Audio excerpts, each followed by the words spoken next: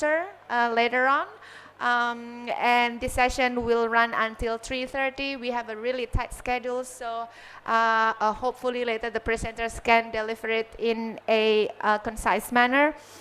And without further ado, I would like to invite our moderator for today's session, Insinyur Stepi Hakim, the Governor's Special Staff for Environment and Climate Change from East Kalimantan Province.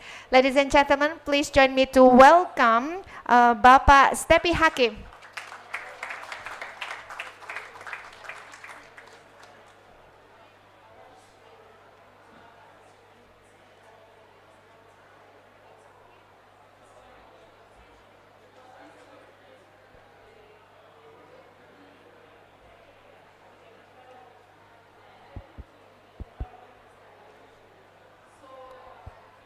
Tes. Tes, tes. Okay. Good afternoon. Assalamualaikum warahmatullahi wabarakatuh. Nice to be here. And welcome to Indonesian Pavilion. So, again, actually, this session actually we have the purpose. Why? Because we want to celebrate our East Kalimantan province, which is basically we just received advance payment about 20 million US dollar for the emission reduction under the FCPF. Okay, so ladies and gentlemen, today we have really special speaker. We have the member of House Representative from Indonesia, Republic of Indonesia, Mr. Patan Subhi. So he will be the speaker, but unfortunately the second speaker, our governor is not available now because last night we heard that he told me that he has really urgent matter, has communication at the same time now with his supervisor in Jakarta. So he apologized. He could not join online because he is also online, the meeting. He's in here, but he could not attend for this important discussion. Okay, ladies and gentlemen, it's not only the House of Representatives will come. I would like to also invite other speakers, which is basically the person, all these people who are contribute to our efforts to reduce emission in East Kalimantan. Later on, after the speaker, there will be our head of the East Kutai Regency. And then after the head of the East Kutai Regency, there will be a speaker from Secretary Province of East Kalimantan. Later on, after that, there will be our guru, Professor Dadi. He is our guru from our province who teach us and then also facilitate us for the climate change in the province. And then also we will have the last one from private sector. This is basically really big mining company from in our province. I think it's maybe in the world, I suppose. Okay. Let us quickly, because I know so many people are really want to know the progress, what happening with our local government to reduce emission relating with the Folu Netzink 2030. Please welcome the speaker, Mr. Patan Subhi. And then also I would like to input other speaker to sit down in the front. Please will ask Bupati, the head of the East Kutai, to have the seat here. And then Miss Secretary Province, Miss Sri Wahyuni, and then Professor Dadi, and then also Miss Louis. Mr. Patan, your time We just only have 10 minutes, Pak. So please give the main points for us, and then time is yours. Okay, thank you. Assalamualaikum warahmatullahi wabarakatuh. Good evening, hello, the people, ladies and gentlemen. Dear Excellent, dear Honorable Member of the Line COP delegation, good afternoon. It is such an honor for me to deliver this keynote before you all on this wonderful occasion. Delivering this 27th conference of the Party of the United Nations Framework Convention on Climate Change here in Sham El Sheikh, Egypt, at the Indonesian Pavilion. Right now, humanity, all of us, is facing a real pressing challenge. This is the planetary crisis, a crisis notably induced by climate change and biodiversity loss, both of which threaten the life of us now, the life is our children, the life of future generation. Therefore, it is right choice for COP27 summit to carry implementation front and center, the COP of implementation. Dear excellent ladies and gentlemen, it is crucial to share here the following three emphases, and this is to reconfirm the position of the Republic Indonesia at COP27 summit as Vice President Republic Indonesia, His Excellency Maruf Amin, addressed in his national statement on Monday last week here. First, the implementation shall be our focus and the same time is not separable from the level of ambition need to be able to meaningfully tackle our common challenge of climate change that humanity is facing. Second, Indonesia is part of global solution together to have synergy and thus collaborate with other nations. And third, Indonesia seek to lead by example. Ladies and gentlemen, dear excellencies, these 3 points are deeply connected to the ongoing policy development in Indonesia at this time. Please allow me to bring your attention to a public policy innovation that has the potential for significant global impact for humanity. This year, Indonesia just enacted an important law for the new fiscal relation between the central government and the subnational government, the HKBD law, Undang-Undang Hubungan Keuangan antara pemerintah pusat dan daerah. The 11th Commission of the National Parliament of the Republic Indonesia is the Parliament Commission that led the drafting of this law in partnership with the Ministry of Finance. It is the Parliament role of the 11th Commission in matter related to finance, banking, and national development planning for Indonesia. I was assigned by the 11th Commission to lead the working group for the drafting of the HKBD to its fruition as its law. Among several substance of this new fiscal relation, one of which is about the fiscal transfer to subnational government. The fiscal transfer include a general purpose transfer or DAU transfer, dana alokasi umum, for your perspective. DAU transfer is a block grant and representative Indonesian most important fiscal transfer by amount. The DAU transfer plan for next year in 2022 amount to about 26.6 billion US dollar.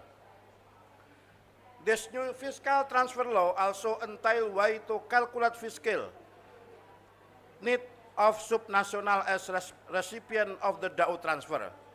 In this calculation, one of the broad indicators to be applied is the regional characteristic or characteristic wilayah.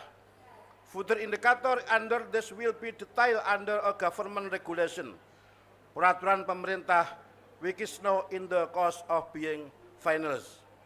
Dear excellent ladies and gentlemen, in this opportunity, as we all attempt to address climate change here in Sham El Sheikh, we are delighted and also proud to announce a good news from Indonesia. Right now, the Ministry of Finance of Republik Indonesia is seriously considering forest cover to be indicator for regional characteristic for the transfer for province, districts, and municipalities nationwide. The forest cover indicator under the regional characteristic indicator will be to subject to a government regulation that operationalize transfer from national government to subnationalis. The excellent ladies and gentlemen, we shall certainly embrace this a good news for humanity.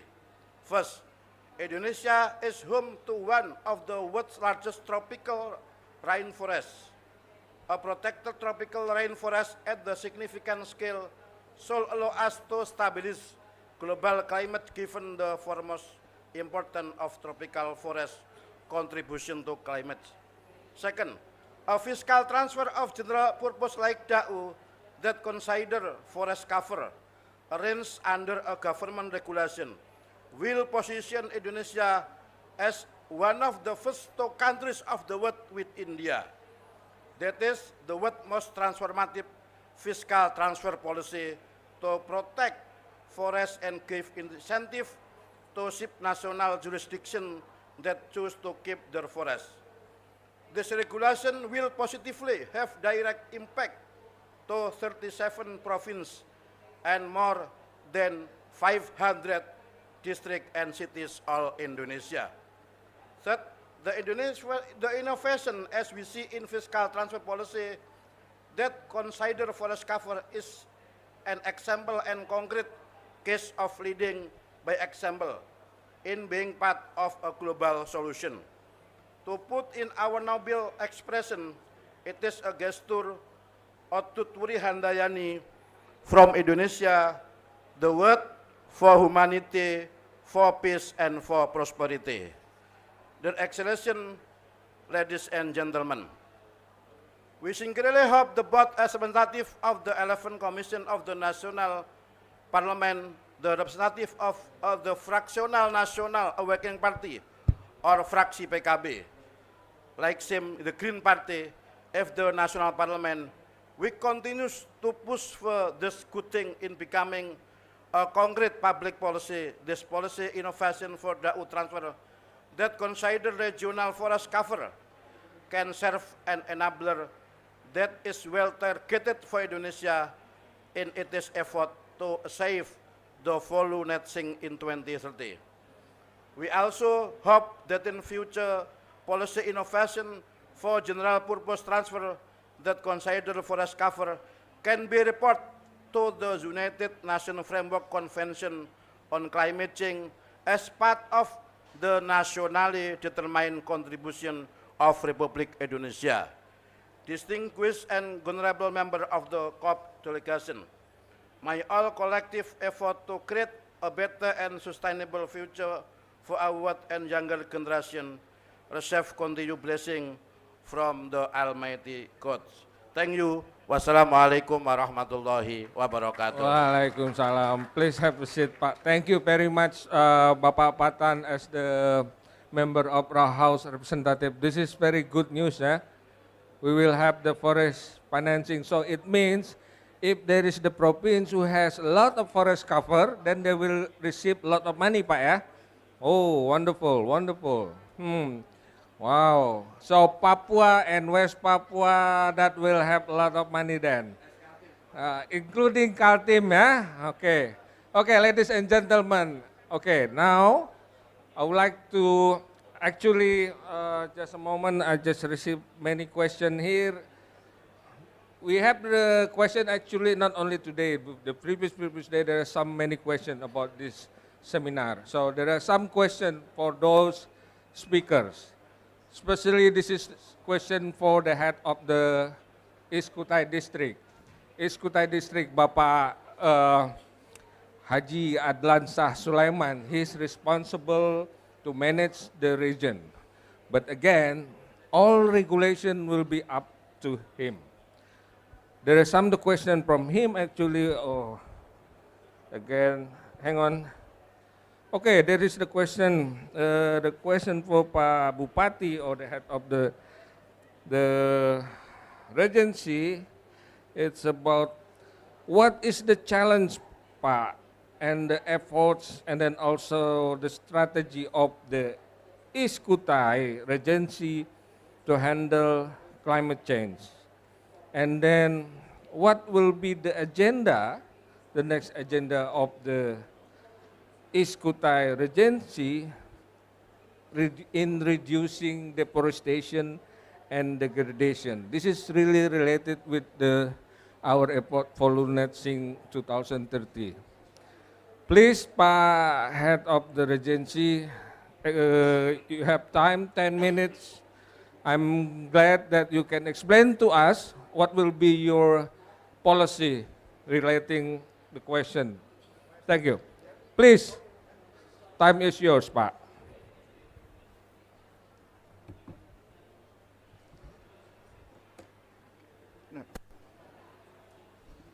Thank you very much, Pak Hakim. Assalamualaikum warahmatullahi wabarakatuh. Good afternoon, ladies and gentlemen. I want to try to answer the questions that Pak Hakim make many questions.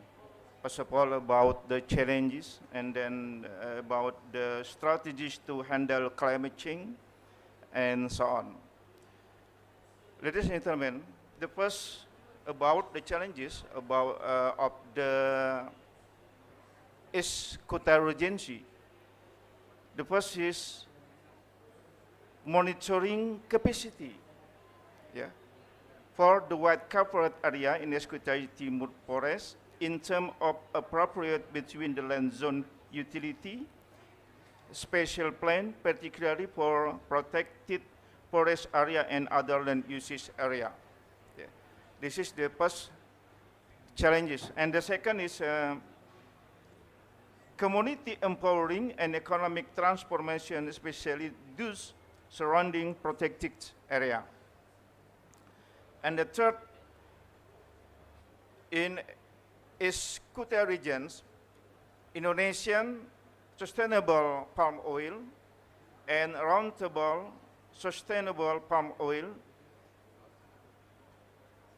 certification compliant for palm oil planter and corporates. We have discussed long ago. And fourth, civil society participation to enhance practice of high conservation value toward reducing carbon emission and the greenhouse gas effect. So, Pak Hakim, this is the one and four answer about the challenge that you have right from the question, from the other question. Now, the next question is strategies to handle it. There are many strategies that the government of East Kutai. First of all, the first is we have performed about the declaration for sustainable jurisdiction in palm oil production. And the strategies, the second strategies and effort, capacity building training for reporting the mitigation action plan for the government, and not only for the government, also private sector and cooperative small business unit personnel. This is the by GIZ HGPOPP. And the third is village level regulation, which include the village protected zone, and this align with the district spatial plan. Beberapa desa itu kita siapkan untuk masuk di dalamnya. This is bahasa Indonesia. Okay, and the fourth is strengthening small-scale cooperative business regarding good farming practices and training for for members of cooperative small-scale business and planters to complete ISPO and RSPO. standard. So we have a standard with the ISPO and RSPO. And the next 5, development of sustainable plantation plan. As you know that East Kuta region, they are approximately 800,000 hectares of plantation palm oil. Yeah. And the 6th, development disaster risk assessment plan and protocol. Yeah, challenges, strategies, and what? And the next question is, what about the progress that can be done by the East Kuta region? The first, we decree about the protection of indicative high conservation value. Yeah. We have decree, it is about 48,993 hectares. And the second, green supply chain was agreed and implemented in form of partnership between cooperative small-scale business and corporates. And the third, the progress and result that we have, palm oil mill influence was utilized for organic fertilizer and electric generation. Yeah. And fourth, establish sustainable village business, especially for community nearby protected forest area, such as Klulut honey cultivation, eco-friendly fish farming, cultivation of forest medicinal plants, and the sign of Tepian Trap Eco Village. The fifth,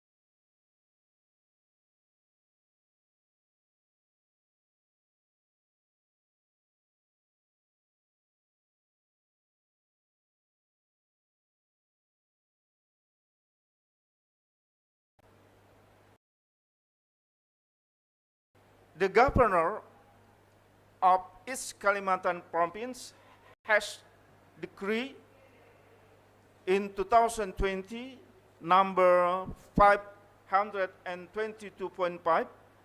It is about establishment of indicative ecosystem area map with a total area for East Kutai.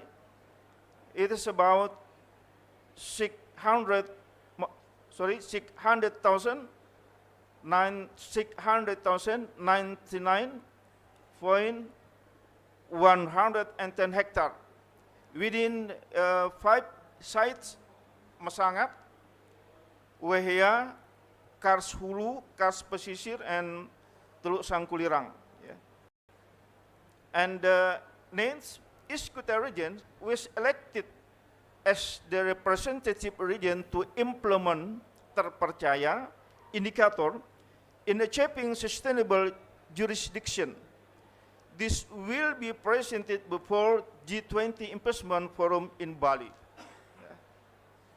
And the last one, the question about a plan and agenda. The first is enhanced community participation, especially those living nearby the area of protected forests, has high conservation value and high carbon stock. And the Second, improve multi-stakeholder contribution in any effort to reducing emission for deforestation and forest degradation.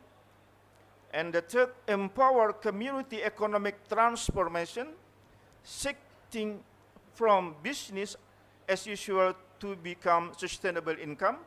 And the last one, secure and monitor implementation Indonesian sustainable palm oil and roundtable sustainable palm oil certification for planters, cooperative small business unit, and corporation. Thank you. Assalamualaikum warahmatullahi wabarakatuh. Waalaikumsalam. Thank you, Pak Bupati, head of the East Kutai region. Ladies and gentlemen, I know I think you have a lot of questions you want to ask, but please be patient.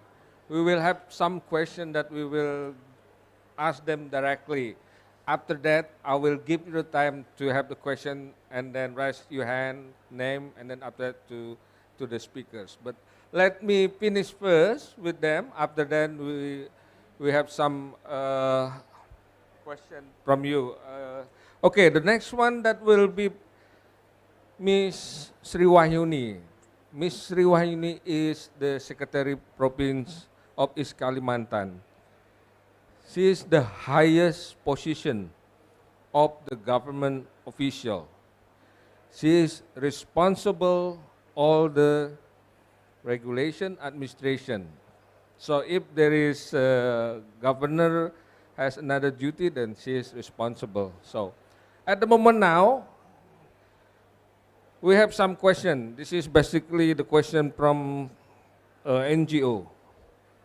Okay, so the NGO asking about the oil palm. You already heard about presentation from the head of the East Kutai district, right? Where is the effort of the district to handle how reduce the deforestation. Now we want to listen from the Miss Sri Wahyuni how the policy at the provincial level to reduce deforestation in terms of the oil palm plantation. Because we know so many sources of deforestation. One of them, not only oil palm, but a lot. Mining, whatever, or another thing, illegal logging. But let us hear directly from Ms. Sri Wahyuni, what will be, this is this question, what will be the, I'm sorry, my handphone, it's really slow. What will be the strategy of the government of East Kalimantan in oil palm or estate crops to handle to reduce emission, especially on the regulation? 10 minutes, Ibu. Time is yours, please.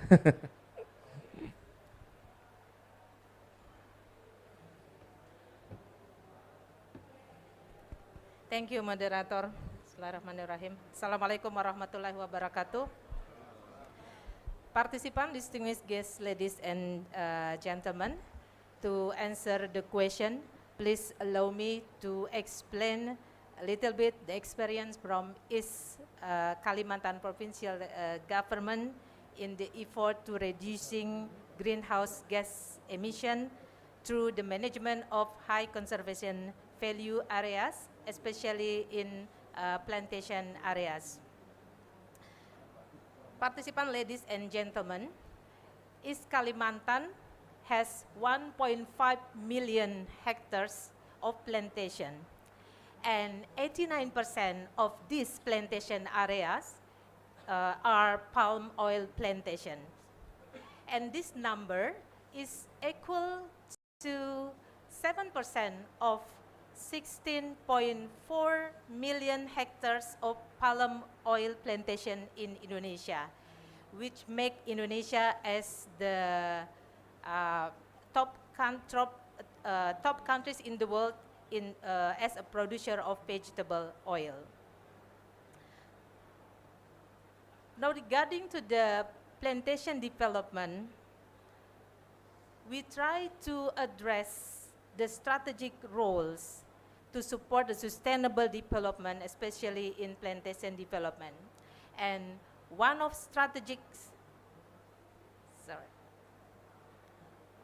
one of the strategy that we implement is management high conservation value areas, especially in plantation development.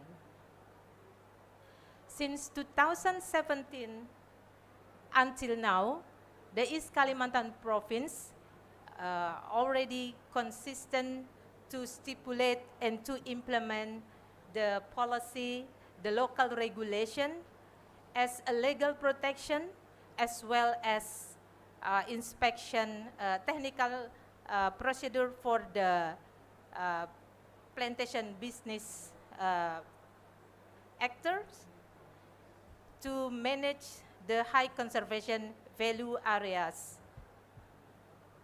in accordance with their roles, their authorities, and their responsibilities. Actually, the initiative is begun on September 11, 2017. In this time, East Kalimantan provincial government, together with the 7 district cities and regencies within this province, has been committed, agree, and declare for the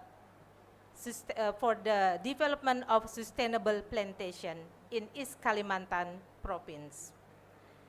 The sustainable plantation in East Kalimantan province is to protect the high carbon stock values of 640,000 hectares and peatland of 50,000 hectares by 2030 in plantation designated areas and land with plantation business permits. After having the commitment between the regencies, then what we do next? In 2018, the government of East Kalimantan stipulated the policy, which is called the local regulation, concerning with the development sustainable plantation. The article on these local regulations, the article of this regulation says that plantation business actors are accountable for managing environment, biodiversity, and also socio-culture. And then also, we carry out a study and spatial analysis to identify and to inventory the number, the type, and the location of high conservation value areas in special pattern of plantation in East Kalimantan province. And based on this study, we get the number. We obtain data covering an area of 645 hectares, 645,000 hectares, which was indicated as an area of high conservation value areas with different types from types 1 to types 8, from type 1 to type 6. And different types has its own characteristic, and different types of high conservation values need to be treatment and managed differently. And after this, after the study, the East Kalimantan provincial government also stipulate the governor decrees, which is concern the establishment of indicated map as mentioned by the speaker before. And with this indicative map, it is also utilized by the relevant authorities as a guide and factor for giving recommendation and awarding plantation company permits and land rights. It also governs who is in charge of managing high conservation value area.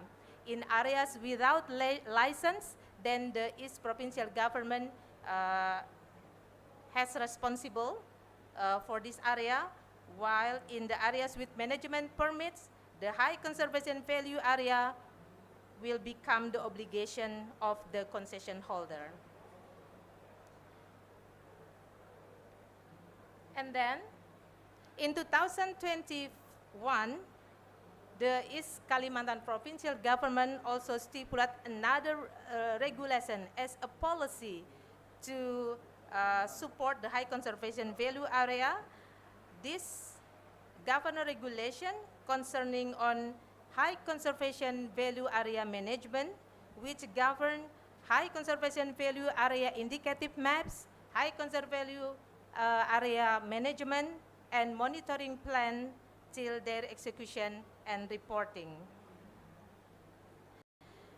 For plantation business actors, this kind of regulation also help them to fulfill the requirement on Indonesia sustainable palm oil and roundtable sustainable palm oil procedure. And the teams from the provincial government also regularly offer support, direction, and oversight to plantation business actors in the management and protection of high conservation value area in their concession areas. And then what we have after the policy implemented so far, according to calculation made by the East Kalimantan Province MRV team, the plantation sector's management of the high conservation value area has resulted in emission reduction of 6.73 million tons of CO2 equivalent, or 32.35% of the total emission reduction outcomes attained by East Kalimantan. To conclude, participants, ladies and gentlemen, we hope that what the government of East Kalimantan province has accomplished so far can be replicated throughout Indonesia. And to that end, we also continue to advocate for policy changes with the central government to enable the management of high conservation value area in the plantation sector to be established throughout a government regulation, allowing the plantation sector in all provinces to contribute as much as possible to Indonesia reduction in greenhouse gas emission. It can also serve as a reference for local governments as they mainstream high conservation value area management goals into their respective regional development plans. In the end, the government of Indonesia is able to gather data and information on the performance of high conservation value area management as a means of holding the company accountable for meeting the goals set forth in the National Medium-Term Development Plan for 2020-2024 and Indonesia Folu Netzink 2030 target. That's all the experience from the East Kalimantan Provincial Government. I hope that this information will answer the question and also give you insight what has been done, what experience from the East Kalimantan Provincial Government. Thank you very much. Oh, wow. Excellent. Thank you, Ibu. Well, see, not easy. Every step there is the regulation, there is improvement. You can see the East Kalimantan government try to keep the high conservation value. They have the target, 640,000 hectares, ya Bu? Amazing. So that's the reason why the World Bank really happy to give award, to give compensation to the East Kalimantan. That's the point. Okay. So, ladies and gentlemen, this is not only the effort only the government, but also non-government organization or the development partners also involved, reducing or involved to help the government to reduce emission. So I would like to invite Professor Dadi Ruhyat. He is the chairman of the DDPI, or in English, I'm not really good in English, chairman of Regional Climate Change Council of East Kalimantan. So his role is coordinate all the stakeholders in the province. We want to listen, we want to hear how he can coordinate all the multi-stakeholders in East Kalimantan together, work together with the government to reduce emission. Time is yours, sir. 10 minutes, sir. Thank you.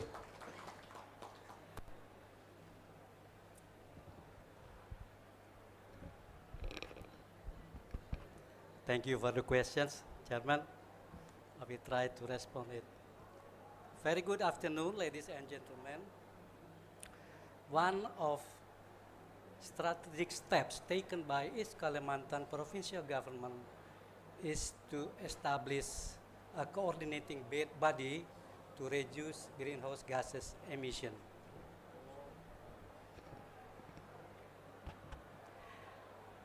Established in 2011, this coordinating body is known as Regional Council for Climate Change of East Kalimantan Province, simply called DDPI. DDPI is more like a multi-stakeholder forum. Its members consist of several government institutions, the NGOs, private sector, some academicians from local university, and some other community element. As shown in the slide please. Yeah. Okay. As shown in this slide, members of DDPI, especially from the NGO group, have working area spread across all districts of East Kalimantan Province. Each has their own working interests, but of all of them give response to the emission reduction program of the province. And several results from their collaboration will be presented right now. Slide, please. Yeah, I will start with activities in Central Mahakam region, where 90% of peatland of East Kalimantan province are located. In years 97, 98,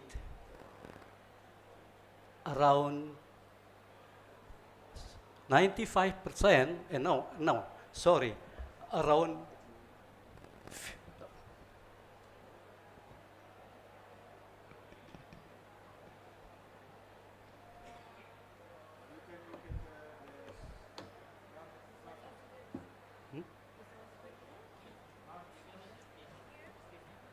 Oh, yeah, sorry.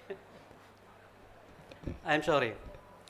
I will start with the activities at Central Mahakam region, where about 95% of peatland of East Kalimantan are located.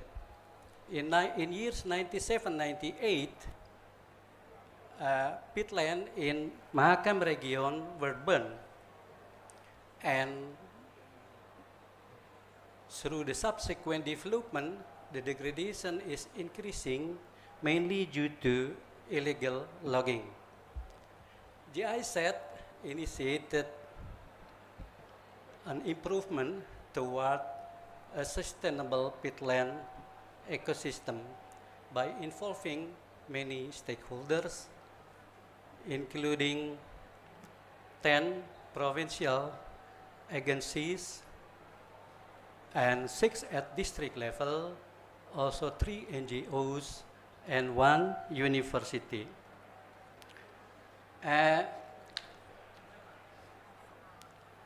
Ongoing activities include inventory of 14 peatland ecosystem units, preparation of peat ecosystem protection and management plan, mainstreaming pit management into planning documents, and capacity building for human resources, social forestry, and alternative livelihood for the community. Next is about the mangrove restoration in Mahakam Delta. With an area of about 113,000 hectares, mangrove forest at Mahakam Delta has an important ecological, social, economical, and cultural function. In 1990, however, when the culture shrimp price was very high, there was a massive deforestation by the community for the development of shrimp and fish ponds. Until 2013, deforestation has reached around 54% of the total forest in Mahakam Delta.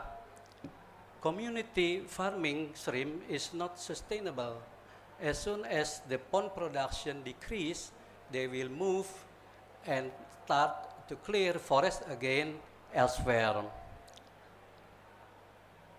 Mangrove forest restoration activities in the Mahakam Delta were initiated in 2014 by Delta Mahakam Forest Management Unit and Mangrove Lestari Foundation.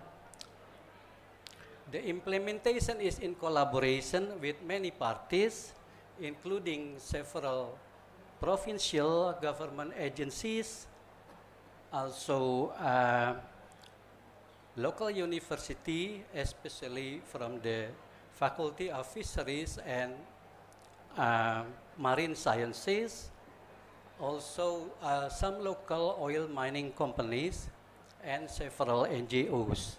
Restoration activities carried out include planting, forest protection, forest fire prevention, social forestry, and also alternative livelihoods for the community, including aquaculture with silvofishery techniques.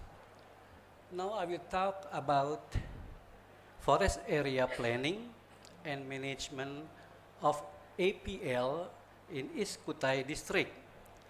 APL is an area outside forest area designated for development activities of non-forestry sector. The right to manage APL is in the hand of district government. Apart from being a buffer for environment, APL can also function as source of economic for local communities. For forested APL, which still has a high biodiversity and environmental services, it is necessary to strengthen its management. In this regard, since 2017, CalFOR project, in collaboration with a number of government at the provincial as well as at district level, and also a number of NGO and universities has strengthened the planning of APL forest management, covering an area of around 180,000 hectares in East Kutai district. What the collaborative work has done so far, mainstreaming consideration of forest ecosystem, services, and biodiversity into policy and decision-making processes for forest area planning and management. Another thing that has been done is the development of demonstration on forest management outside state forest area, including HCV in East Kutai district. Another product is pilot project for the implementation of several incentive mechanisms to reduce deforestation rate for non-forestry sectors. Well, the next result is about village development through Sigap Sejahtera program. In order to involve village communities in managing forest resources, the Sigap program has been implemented in 99 villages in Berau district. Sigap is a community program, an assistance program in recognizing the potential and strength of village to form a prosperous village. Sigap contains of three components, namely village governance, natural forest management, and village economic development. With respect to the natural resource management component, the results achieved up to 2021 are 8 villages have obtained village forest management right for the Ministry of Forestry, from the Ministry of Environment and Forestry, with a total area of 68,000 hectares. Other product is 10 other villages are in the process of applying for social forestry permit. One forest smallholder has received a forestry partnership permit, and one village cooperative has received a community plantation forest concession permit. Regarding the second question of our chairman today about challenges, some challenges in integrating of activities of partner institutions with activities of local governments are: first, partner institution programs have sometimes been formulated at the national level and do not always match the specific need of the local government. Second, the working area of partner institution is limited to 1, 2, sometimes 3 districts. And other challenge is that the working period of partner institution is often shorter than that required by the region. And another challenge is the contribution of partner institution is generally focused on certain activities that are following their main task. I think that is my response to the question arise from our chairman. Thank you for kind attention. Selamat sore. Good afternoon. Thank you, Professor Pak Dadi. Ladies and gentlemen, so East Kalimantan also supported by a lot of project from outside and also project from inside, and then the local NGO. The professor just mentioned about some challenges, how to synchronize all those programs between national and the local level. But at least there is contribution from the partners to the government to reduce emission. Just a couple minutes ago, I have got text from the governor. He asked me to say, you have to tell the audience about how much money actually distribution from the World Bank to the province. So I have to tell you, okay, so East Kalimantan province just received advance payment from the FCPF 20.9 million US dollar. What is the allocation now? So the allocation about 5.2 million that will be for the operational cost, operational cost is not only the province, but also operational cost from the central government, like the Ministry of Forestry and also Ministry of Finance. And then also for the provinces, and then also from the districts. We have 7 districts and 1 city. And then the biggest one, 13.6 million US dollar, that will be allocated for result-based payment, which is basically all the users who actively reduce emission. Who are they?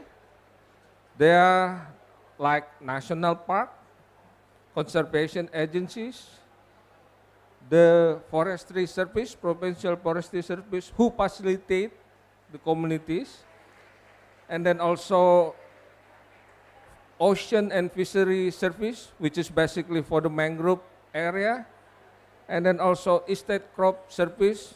Just Madam mentioned how they protect the high conservation area, and then also the district and city government, 7 districts, and then another 2 million US dollar.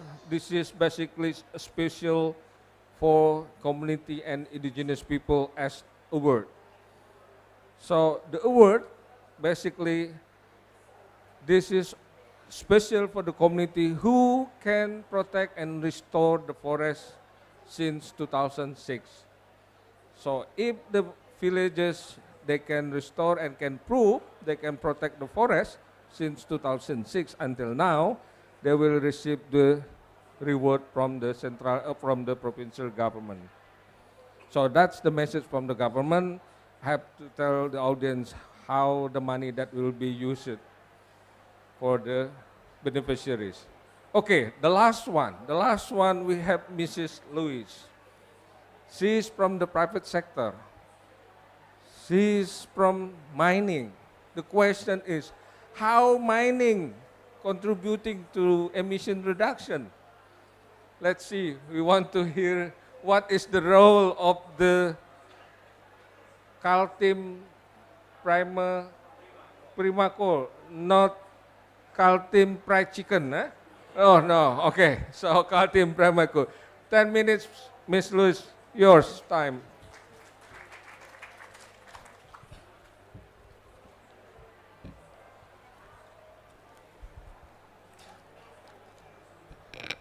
Thank you, Mr. Moderator, Pak Stefi Hakim. Good day, ladies and gentlemen, and distinguished participants. Thank you for the questions, and I would like to try to share with you what is our contribution as a private sector, especially the coal mining company, in supporting the Folu Netzink 2030, which is engaging the community to mitigate climate change. At a glance, we would like to know what KPC. Yeah.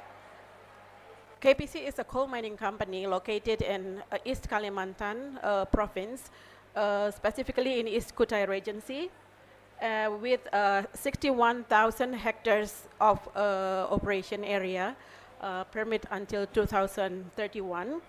And then we have like 30,000 employees, including the subcontractors.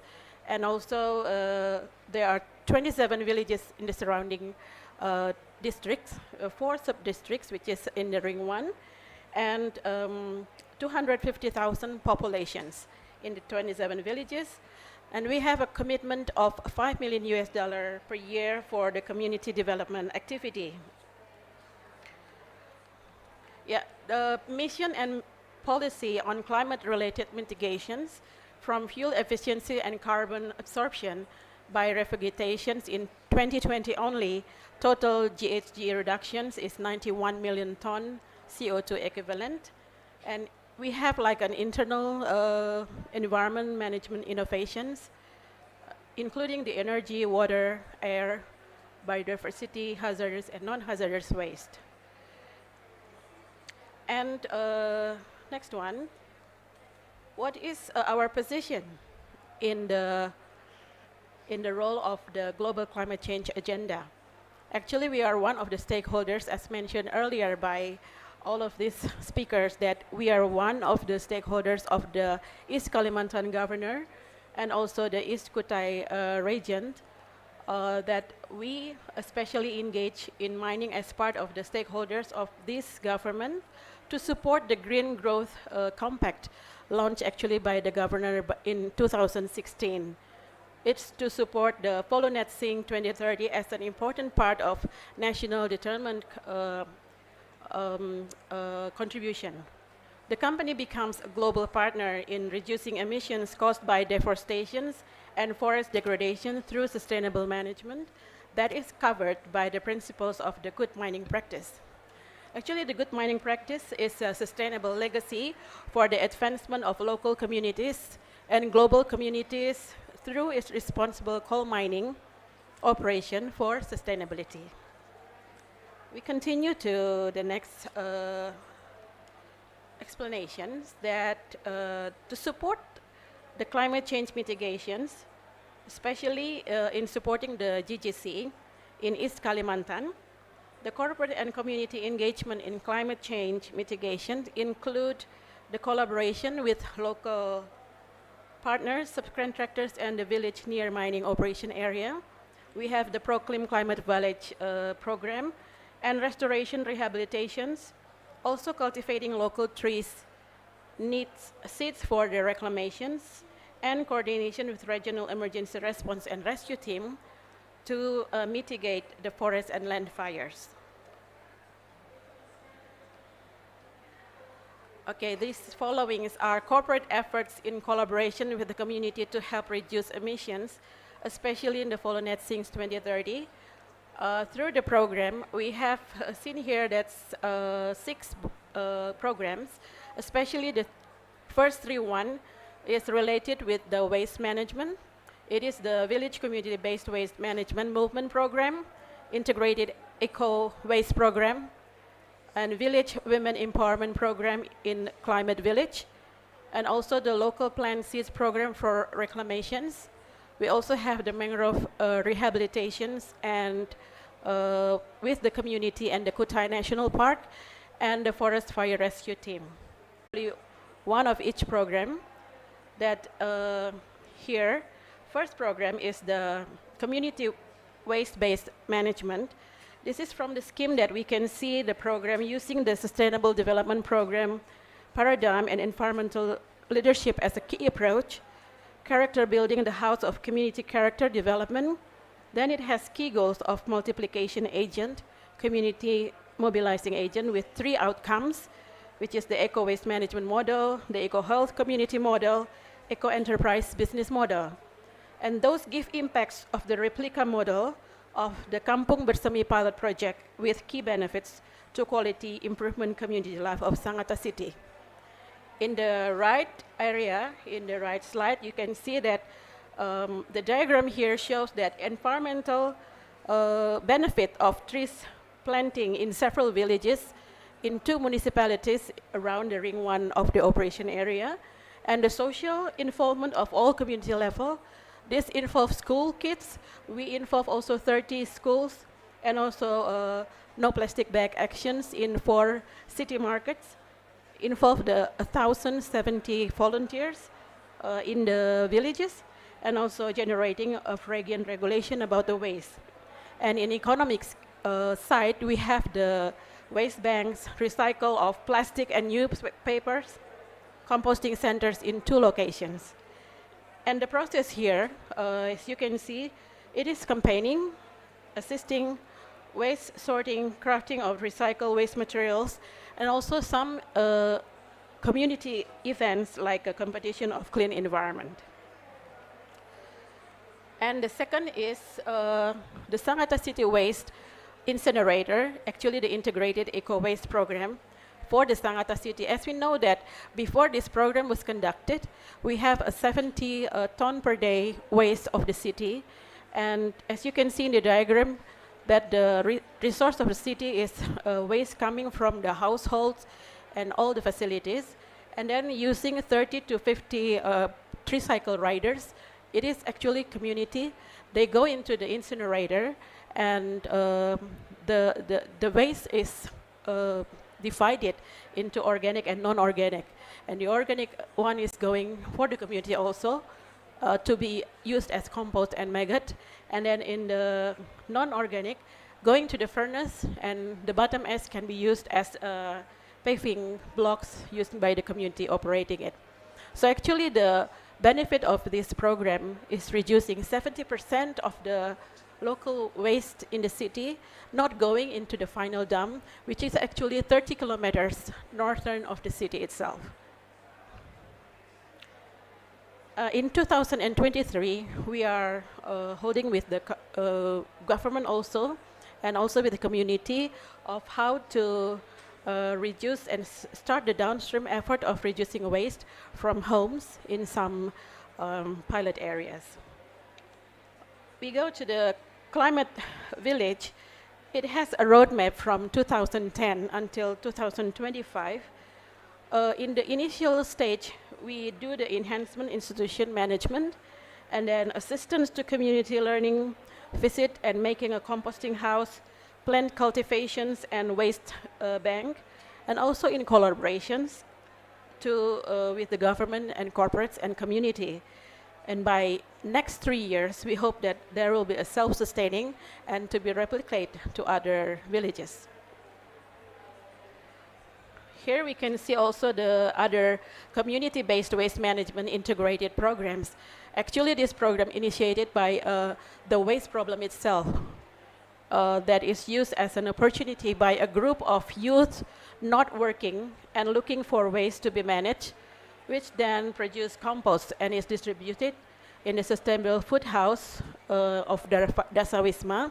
They are operated by the ladies or the women in the village, and then it turns into fertilizer for the needs of the vegetables for the area in their living places. That used also for support of food security and improvement of nutritional status. The benefits obtained from this program are sustainably compassed, as you can see in the right side. There are environmental, nature, economic, well-being, and social.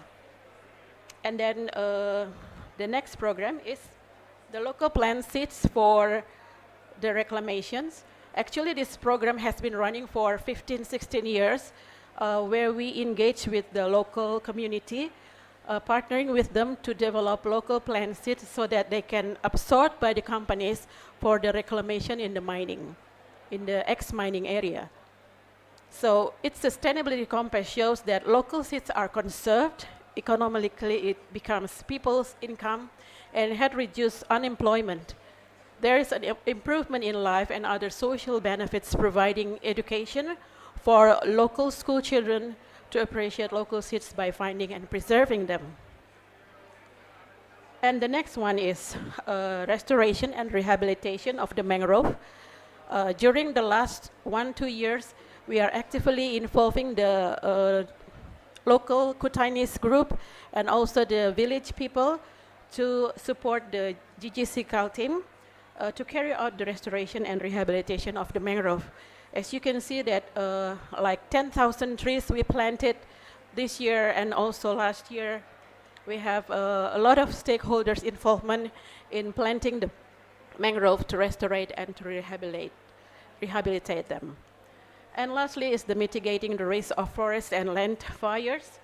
This is finally we see how company plays an active role in handling forest and land fires around the mining area. In an emergency situations, local coordinations with the East Kutai Task Force, especially with the Bapak Bupati and the Gugus Tugas to cooperate with the SAR team. We have the 5 stages of doing this by planning, mitigating, level of preparedness of system, natural disaster, and recovery stage. So to answer the moderator question of what is the challenge of all of this program, as we can see here that first is the mindset change. Needs time and patience for transformation. So it needs commitment from every parties. And system connectivity with the community and synergy with all related parties, including the government, corporates, and other parties. The benefit is not only the economic value, as we can see in the sustainable compass, but more of that is the social awareness and system that is built. Next plan is to support the emission reductions in East Kalimantan, at least with the current program that's already running, such as the climate village, community-based waste management, and protecting the forest and land from fires, where all parties get involved in the campaign and actions. To conclude, here we can see that involvement of all parties is very significant in achieving Folu Netzink 2030. With the motto of more than mining, it is the motto of our company, Kaltim Prima Coal. We implement the good mining practice. So you can see that establishing and spreading the positive goals of Folu Netzink is entire community can realize the importance of controlling climate change today for future conservation partnership. Finally, we know that it is possible if we collaborate. So let's get involved. Thank you. Thank you, Ms. Lois. Okay, ladies and gentlemen, I know the time is very limited and then the MC already remind me. I want to close, but I think there are some participants who like to ask. Is there any question or there is no question? Oh, there is question. One, two, three, and then only 3 questions? Okay, so she asked me only 3 questions. Okay, ma'am, please mention your name and the institution, and then the second one, that will be the guy from here, and the last one, the lady over there. Please. Just use this one.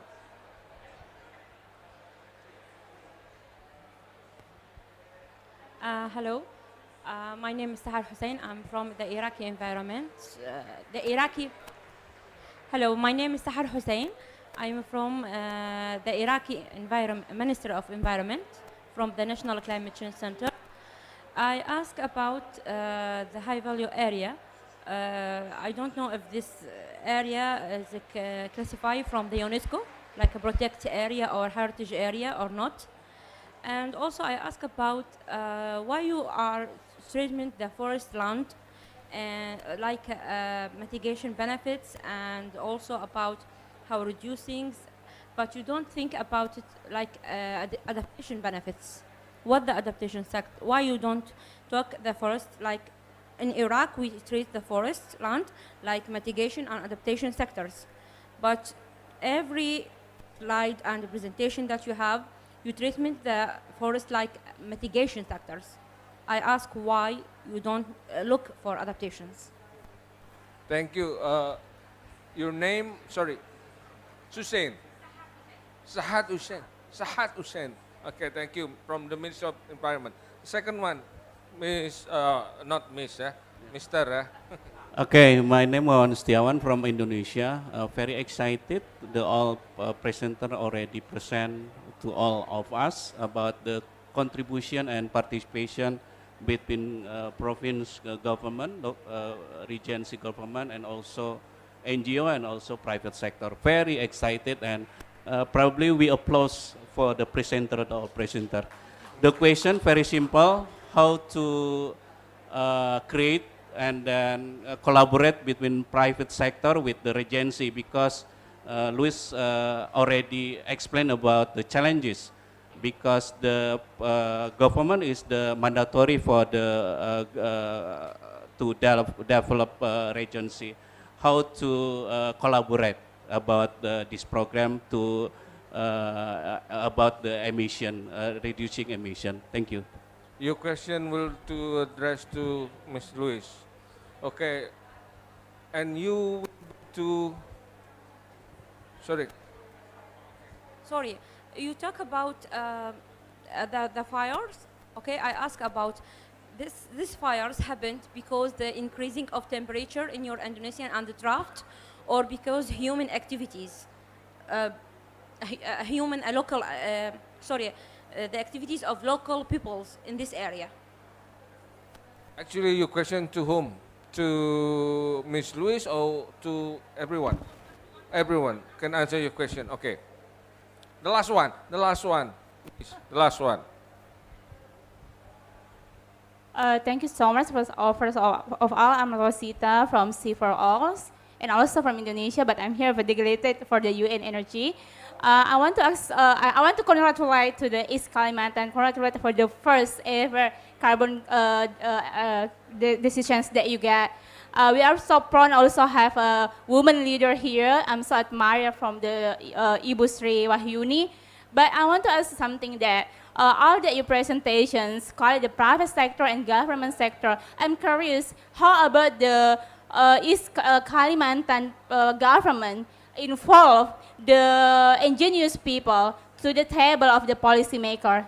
Because when the Mr. Luis side is a community, we're working with community, but I didn't find anything from the Secretary East Kalimantan talking about how to encourage the indigenous people to be a part of the policymaker. And the second question is to the Bapak Diansa Sulaiman. I'm so proud of all of your work in the presentations. I think there's no one perfect. And then I want to ask, what is the biggest challenges in the Kutai? As we know that Kutai is the biggest city and the beautiful city. What are the biggest challenges to get all your achievement?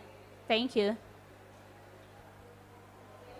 Okay, thank you. Once from the Sibu, the last one. She's steering me. She said that no question. But I will give you one. I know you are handsome. Assalamu alaikum. This is Ali from the Iraqi Ministry of Environment, the Mitigation Department. My question is Iraq. Iraq, yeah. My question is in the slides of the total achievement of CO2 emissions reduction in 2022. It was from rising of peat groundwater level. My question is, what was the methodology that has been used to calculate these CO2 equivalent reductions? And that's all. What was the methodology that has been used, to calculate the CO2 equivalent reduction? Yes, okay. Who will answer the question? First one about indigenous people, about methodology, about why mitigation and why there is no adaptation. That's the main question. Okay, I will give to Professor Dadi to answer the question. Whatever question you want to choose, it's yours, sir. Thank you. I just want to give response to the question related to indigenous people. Yeah, indigenous people and as well as local communities is not neglected in emission reduction program in East Kalimantan. Before the programs started, we have was that conduct an FPIC program in many villages in East Kalimantan. Through this FPIC program, then each of indigenous people and also local communities have received comprehensive information about what is FCPF program and how can they take a part in that program, what kind of benefit they will receive if they join the program. I think they also have a same opportunity to another, same as another entities of FCPF program. Yeah, and for your information, from this FPIC program, more than 90% of the indigenous people are agreed to be involved in the FCPF program, but they need an assistant, yeah, to conduct its program of the FCPF program. Thank you. Okay. The last one, the answer, who will ask about, okay, Ibu Sri. Okay, thank you. I want to respond to Madam and about the high conservation value area. This is the initiative from East Kalimantan provincial government. What we means by the high conservation value area is natural forests and peatland. So every plantation development should consider this area. If they already permission, business permission, and then map mention that part of their area is high conservation values, that the company should protect, should manage that area. should keep the natural forests. So until now, we have around 645,000 natural forests as a high conservation value areas. And this initiative from East Kalimantan Province government, and we hope that this kind of, it's kind of mitigation for natural forests. It's kind of how the land, how we mitigate the high conservation value areas for keep the natural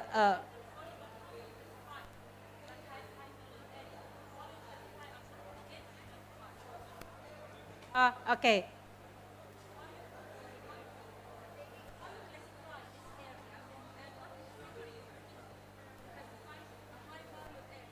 Okay. Yeah, yeah, yeah. I think we use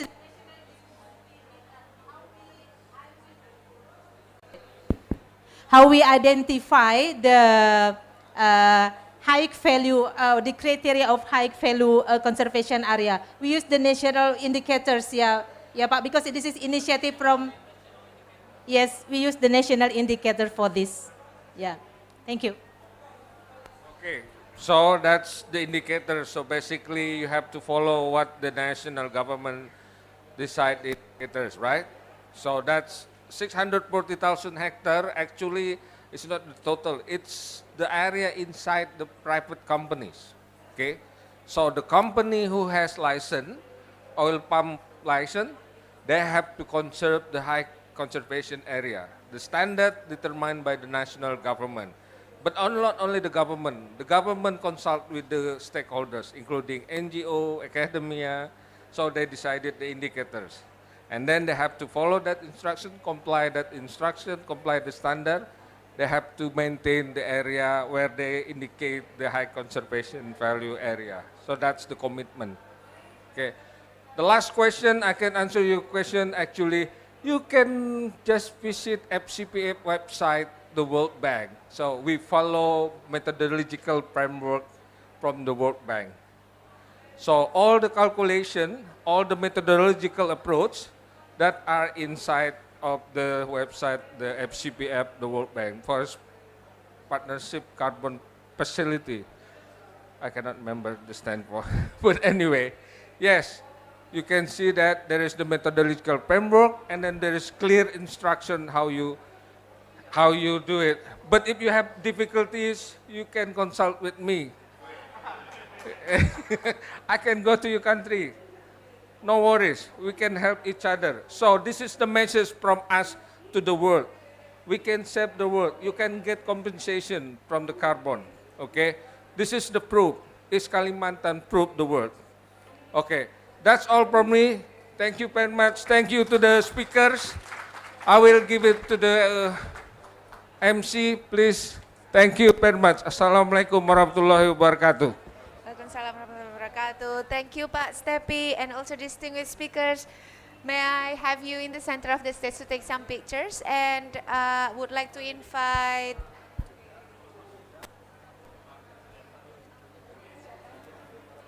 there will be a token of appreciation to be given to the speakers.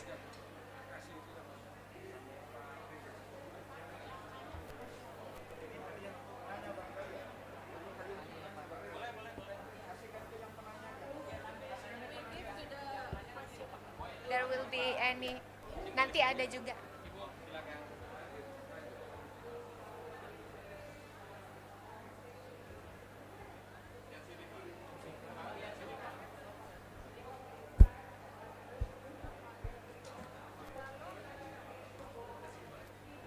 And ladies and gentlemen, don't go anywhere. We're going to start our next session immediately because we don't have any break.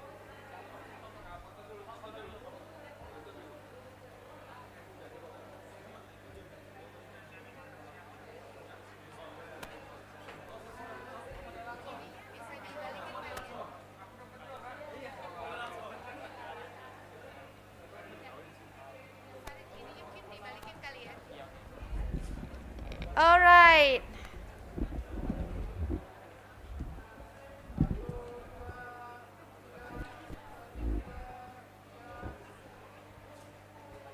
Yeah. And for the one everyone who asked the questions, you can claim your gift on the booth outside of the pavilion. Thank you very much. All right, ladies and gentlemen, please kindly keep at your place because we're going to start our next session immediately. So for those of you who are just coming in, welcome back to the Indonesia Pavilion COP27. We are going to talk about Forest Carbon Partnership Facilities Emission Reduction Program in East Kalimantan, about progress and lessons learned.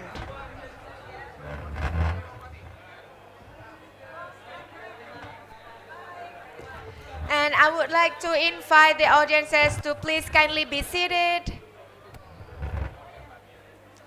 We will start our next session right after this.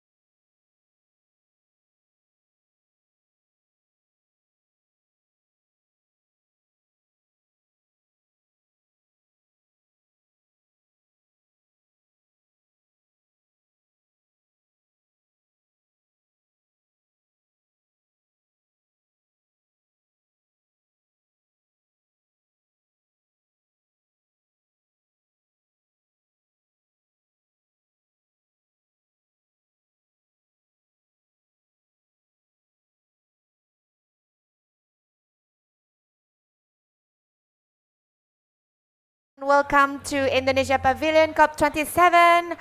How are you so far today? I believe you have your lunch already and probably some bites here and there. Enjoy your coffee. And here we are on our 5th session of the day, on 7th day of Indonesia Pavilion at COP27. We're still live from Sharm el-Sheikh. Hello, for those of you who are joining us online from Jakarta or from other parts of the world. We are going to talk about Forest Carbon Partnership Facilities Emission Reduction Program in East Kalimantan. We're still in East Kalimantan right now. And more focusedly on progress and lessons learned. This session is organized by Yayasan Konservasi Alam Nusantara. And without further ado, because we're running a little bit late, we're going to invite our moderator, Ms. Herlina Hartanto, PhD, the Executive Director of Yayasan Konservasi Alam Nusantara. Please welcome Ibu Herlina. Thank you so much. Honorable Laksmi Dewanti, Director General for Climate Change, the Ministry of the Environment and Forestry, Honorable Agus Yustianto, Director General of Sustainable Forest Management, Ministry of Environment and Forestry, who also serve as the Indonesia Pavilion Coordinator, distinguished speakers, ladies and gentlemen. Thank you so much for participating in these sessions in person and also virtually.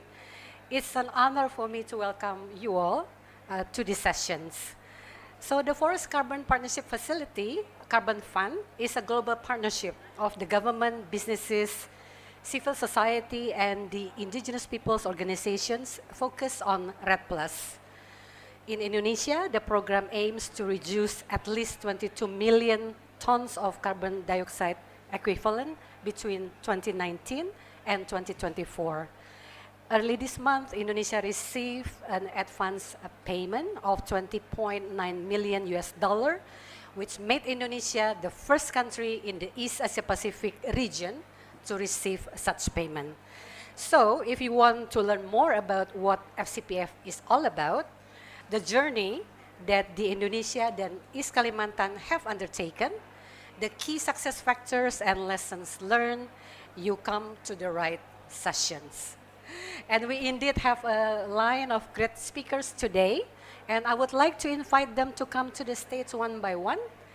First of all, Professor Dadi Ruhiat. He is the Managing Director of the East Kalimantan Provincial Climate Change Council, DDPI. He is also the professor at the Forestry Faculty of Mula Warman University.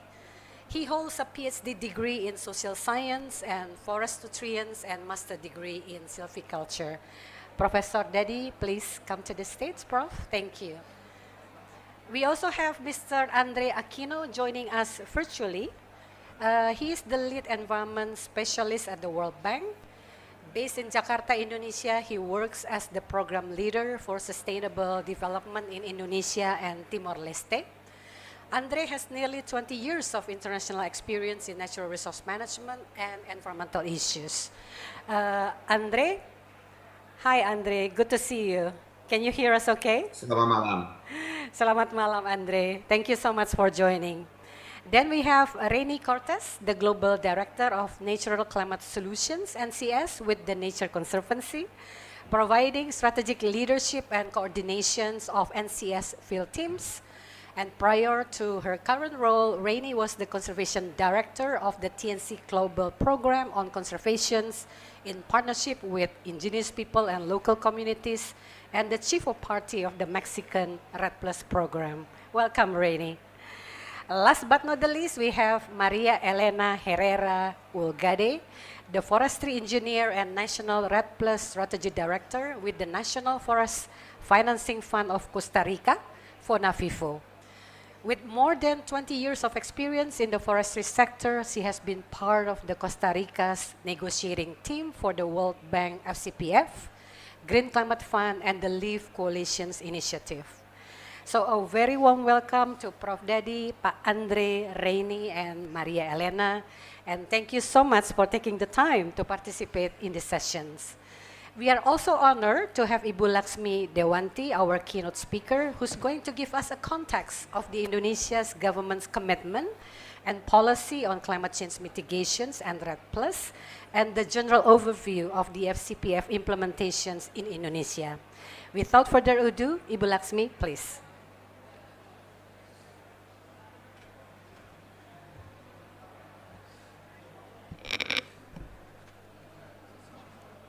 Thank you, Ibu Helena.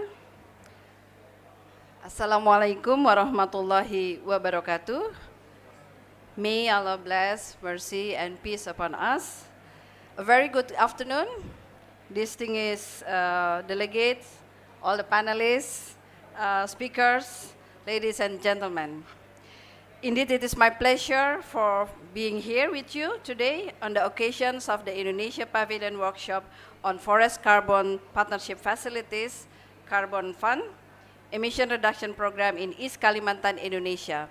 So we're gonna to learn progress and lesson learned from this project. I should also thank the Yayasan Konservasi Alam Nusantara for arranging this important workshop and discussion. So distinguished colleagues, ladies and gentlemen, role of forest sector in Indonesia's commitment to the Paris Agreement has continuously increased. Since the adoption of the agreement, in both nationally determined contribution or NDC, that the first ever NDC we submit back in 2016, and we update our NDC only before the COP26 last year, and we submitted our updated NDC together with a very important documents, long-term strategy on low carbon and climate resilience 2050. And Indonesia has set an ambitious target in forestry and other land use or Folu sector through a transformations to Netzink by 2030. And just before we come to Sharm el-Sheikh, as part of Indonesia's commitment in enhancing its NDC's target, we submit our enhanced NDC.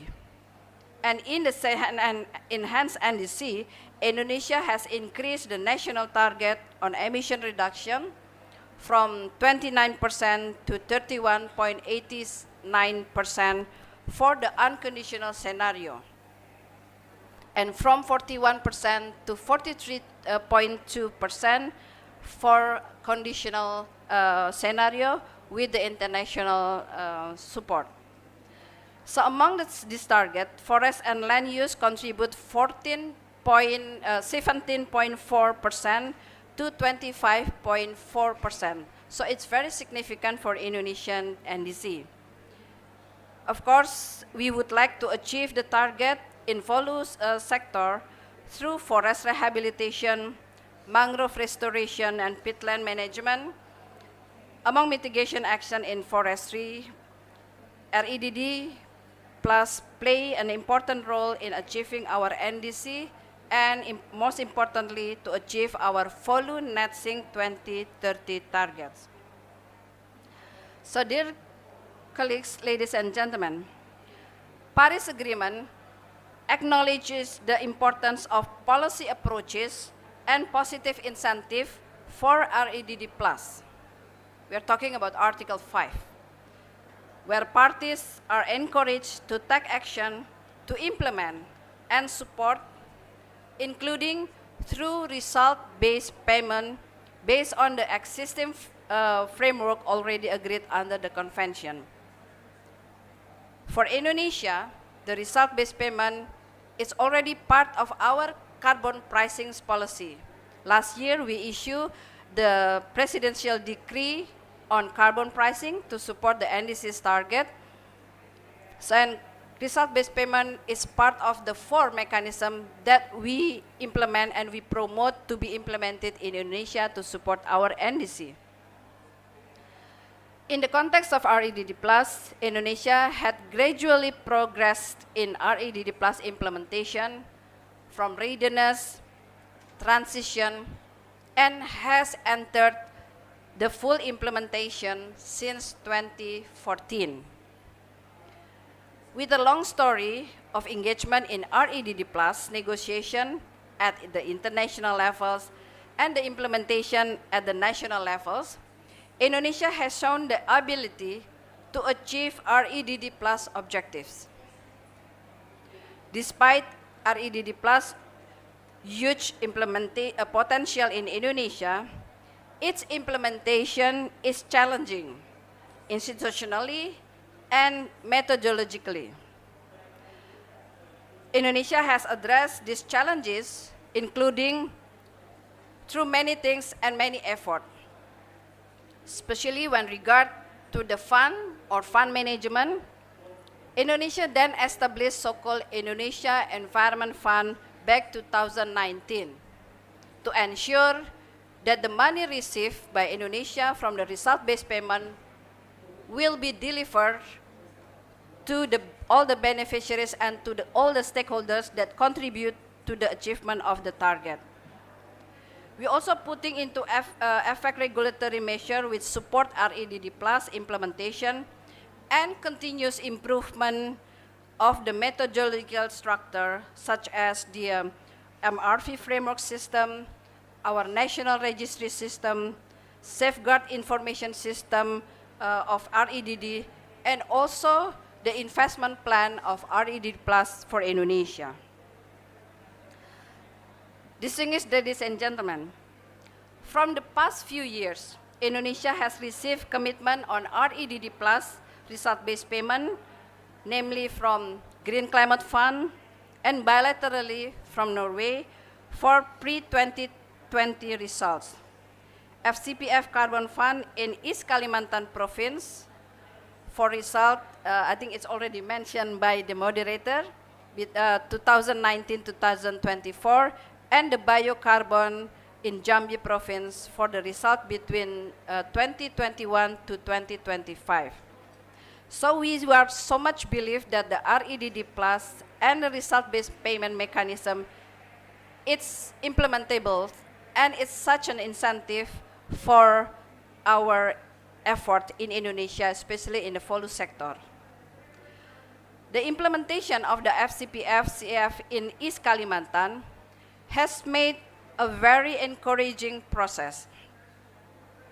Ministry of Environment and Forestry as a national management unit and East Kalimantan provincial government as sub-national management unit of FCPF-CF has been established to manage a daily operations, and in addition, high-quality technical document for REDD Plus implementation, including emission reduction project document or ERPD, safeguard, measurement, monitoring and reporting, and benefit sharing plan document has been issued to ensure that the implementation will be fully taken into account in place and to ensure that all stakeholders will receive their benefits.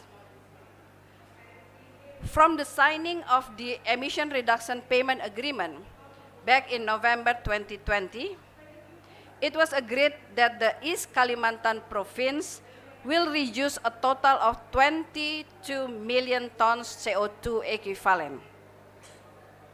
Indonesia has submitted the first emission reduction monitoring report to the World Bank for emission reduction of 34 million tons CO2 equivalent for the reporting period of 18 June 2019 to 31st December 2020. Progress continued with the validation and verification by independent auditors. So while we are waiting for the validation process by the independent team to be completed in the next few months, I hope, I'm still crossing my fingers, we can say that this is a very significant reduction that can be testament of the province's serious commitment to the support NDC. And I'm pleased to inform you that recently, as also I already mentioned by the moderator, we received the advance payment from the World Bank, 20.9 million US dollar. So we hope Yeah, we can clap it. We hope to receive the rest in next few months, hopefully no later. I hope Andre take notes from the World Bank. Yes, Andre, we hope that by next month or in a few coming months, we receive the completion result of the validation process, and we are ready to receive the remaining amount of money. So it is a very encouraging milestone for this program. This is an international recognition of the collaboration to reduce emission among the national and local government, communities, NGOs, and private sector. This is exactly what the Paris Agreement would like to have, because since the Paris Agreement, the implementations of the climate change agenda is not merely on the national government or only the government. The non-party stakeholders, including local government, academia, private, NGOs, community, and many other stakeholders, it's very important. So this FCPF just has one of the examples that we be able and we could work together as a nation, both the parties and non-party stakeholders, and we receive a payment for our performance. So again, I would like to underline that the result-based payment, it's part of the carbon pricing mechanism in Indonesia, because for Indonesia, carbon pricing is not only trading the carbon or offsetting the carbon, but the result-based payment under the Article 5, it's also important. So dear colleagues, excellencies, ladies and gentlemen, to end, I just simply wish the discussion provide us a very fruitful deliberations and recommendation to enhance design and implementation effective and efficient REDD plus policies and action in FCCE program, but also could inspire other program to more engage into the REDD plus scheme. So I thank you, and again, thank you for coming, thank you for having this different. Thank you. Wassalamualaikum warahmatullahi wabarakatuh.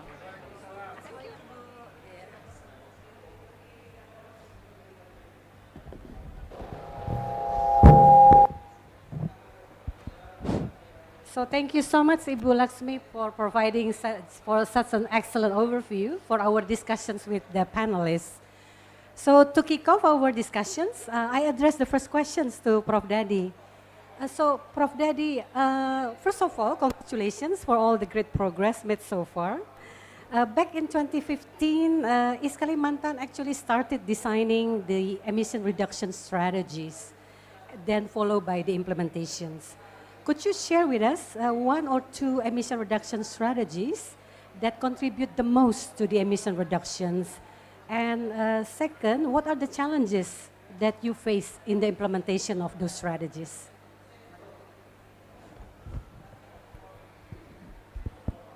Thank you for the question, Ibu Herlina.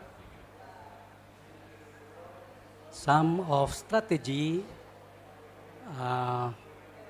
that East Kalimantan province use to reduce emission through FCPF Carbon Fund program is first to strengthen the regulation and policy that's supporting the mitigation activities. Second is to integrate FCPF program activities into planning document. Third is to involve stakeholders in the program, starting from the preparation until to the implementation stage. And fourth is to do mainstreaming was that continuously. I think that is the strategy. And about the challenge, yeah, regarding the challenge, FCPF Carbon Fund program is a relative a new program, not only for East Kalimantan, but also for Indonesia. So there is no knowledge, there is no experience that can be used to prepare the program. Another reason is that the FCPF Carbon Fund program was that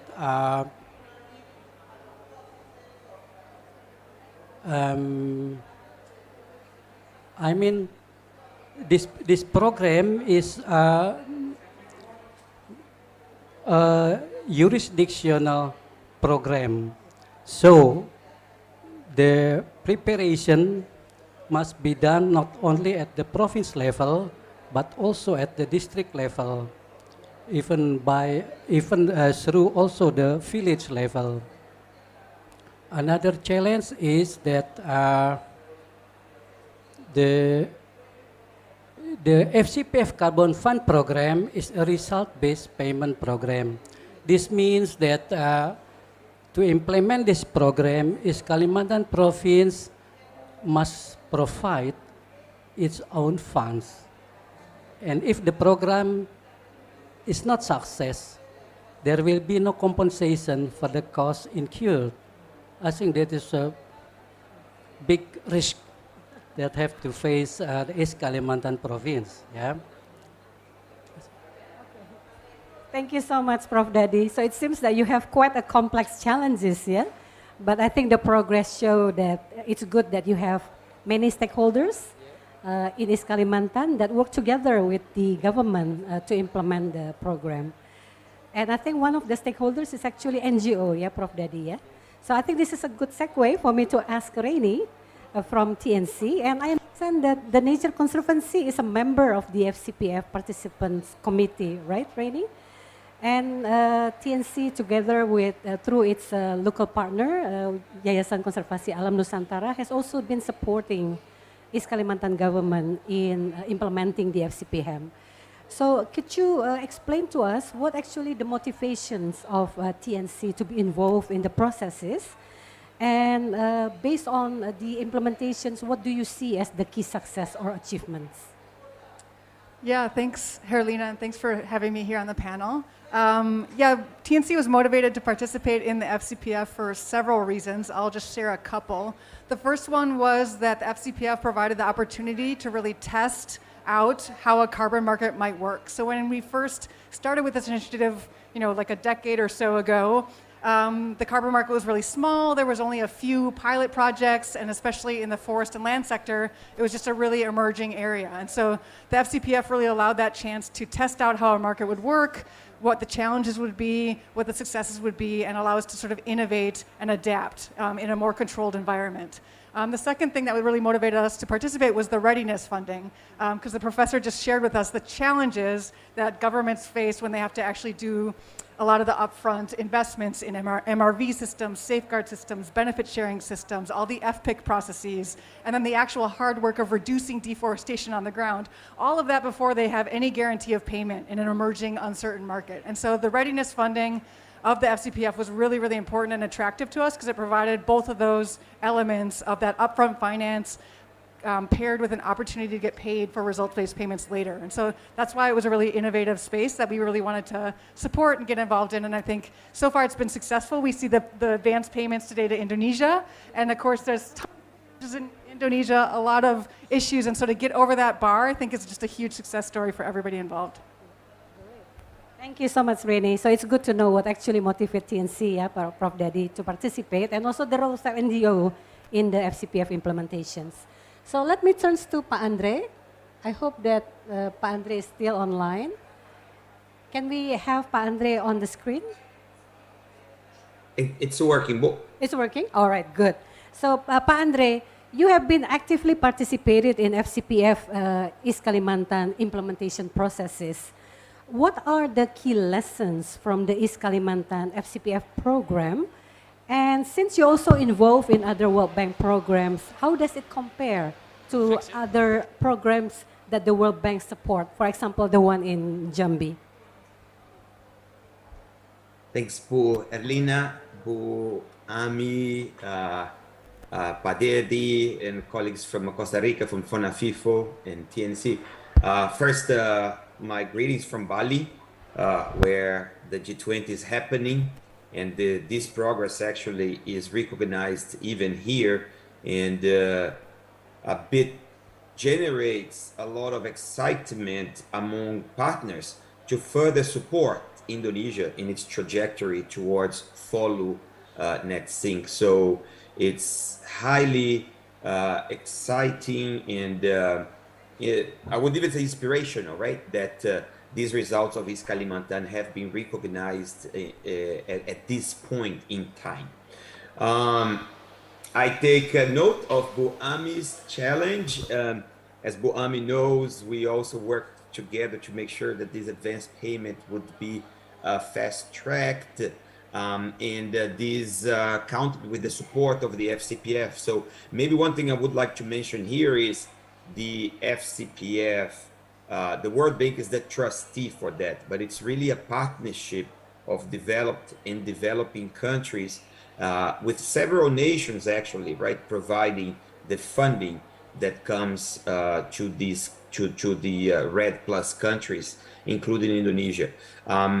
I think this is an important point because this means that, as our colleague from TNC just mentioned, several partners are actually learning at this stage. Now, what are some of the lessons here? I think Padadi talked about them already, yeah? So I would like to emphasize a few things. The role of multi-stakeholder consultation in a coordinated manner. This is really a testament to the role of actually Professor Dadi and his teams through the Dewan Perubahan Iklim, right? That has been part underlying this program from the beginning. The critical role of partnerships on technical assistance. And here I would like to remind all of us that TNC had been working in Barao district, and to a certain extent, at least how I see this program, that Barao was a bit of, that Barao engagement was a bit of a seed for the overall program. Then you had several other partners, I mean, Triple GI, GGGI, with dedicated support in in Samarinda, in Balikpapan, others, right, NGOs. So we should not underestimate how much support at the subnational level is needed to bring this infrastructure in place to make this work. Political commitment. I mean, Pa-Gobernador Isranor now maintains his commitment to the program. This has continued throughout changes in government. And here I think there is one important, very important point. The need for the payments, right, to be probably accelerated, because maintaining political commitment gets more and more difficult when there are promises made that cannot be fulfilled due to the lengthy processes, right? So over the past years, this has been one point that we as the World Bank, I mean, we have heard a lot from East Kalimantan and from KLHK, from MOEF, and we take note of that. I think we as a whole, as a community, need to think how to make these processes more simple and more in line with the political calendars, right? And the realities of the subnational government. One more thing on lessons, benefit sharing, taking the time to build the consultation and create the benefit sharing as a flexible document. What I mean here is that there has been very complex reflections on how these benefits will be reaching the different actors in forest and non-forest areas of the province. But it's clear that as the program evolves, as the program is implemented on the ground, it will need to be adapted and improved. So I think building these flexibility is important. And one last that Padadi mentioned, building these programs into the provincial level planning documents. In the case of Indonesia, the province prepared the RPJMND, right? So the medium-term development plans. And right now, many provinces will be updating their medium-term development plans. So I think it's a great opportunity when we start thinking about scaling up. It's a great opportunity to support more provinces following the great progress that East Kalimantan has made. Thanks. Thank you so much, Andre. You hit many important points that I'm sure we will talk a little bit more later on. So since FCPF has been implemented in 47 developing countries across the world, let's turn to Costa Rica. They just actually received the first payment of $16.4 million US dollar last August. So Maria Elena, could you share with us what FCPF looks like in your country and what are the lessons and challenges? A note to the audience, Maria Elena will speak in Spanish, but there will be slides in English. And later on, Rainy has been kindly enough to translate the key messages. Could we have the slide? Yes. Yes, next please. Bueno, Costa Rica, a pesar de ser un país muy chiquito en América Central, somos 5 millones de hectáreas. El 50% de la población del país está en bosque.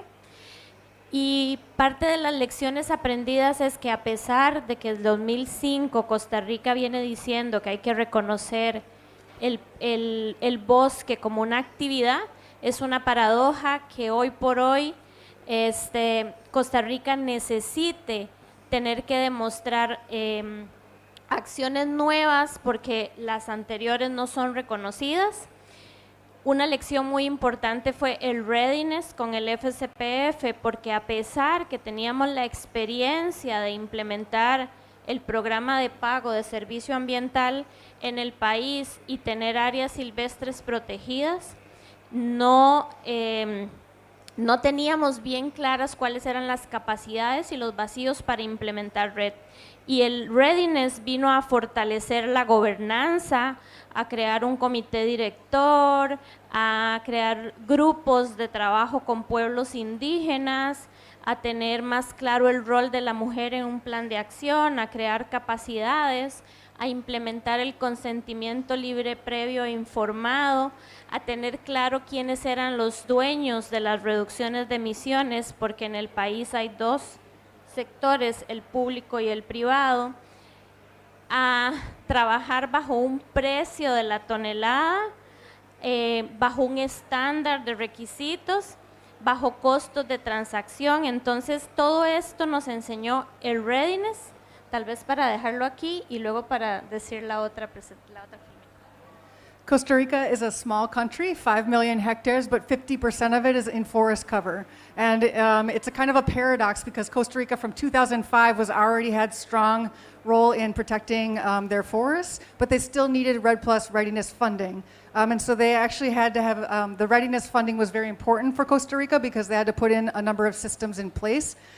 They worked very hard on governance, so they set up steering committees, implementation committees, work groups with indigenous communities, made improvements in their MRV system, they applied FPIC. Some very key points that really helped Costa Rica be successful was that they have clear rights defined to their emission reductions, and they worked to set up strong standards and figure out how to cover transaction costs in the process. Next, please.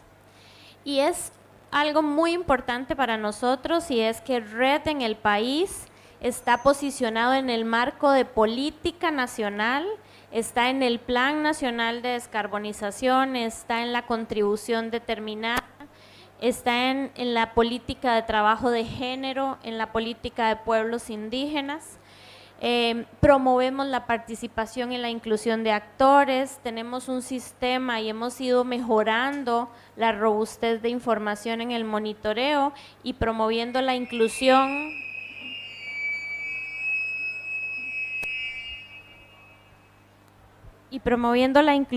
no solo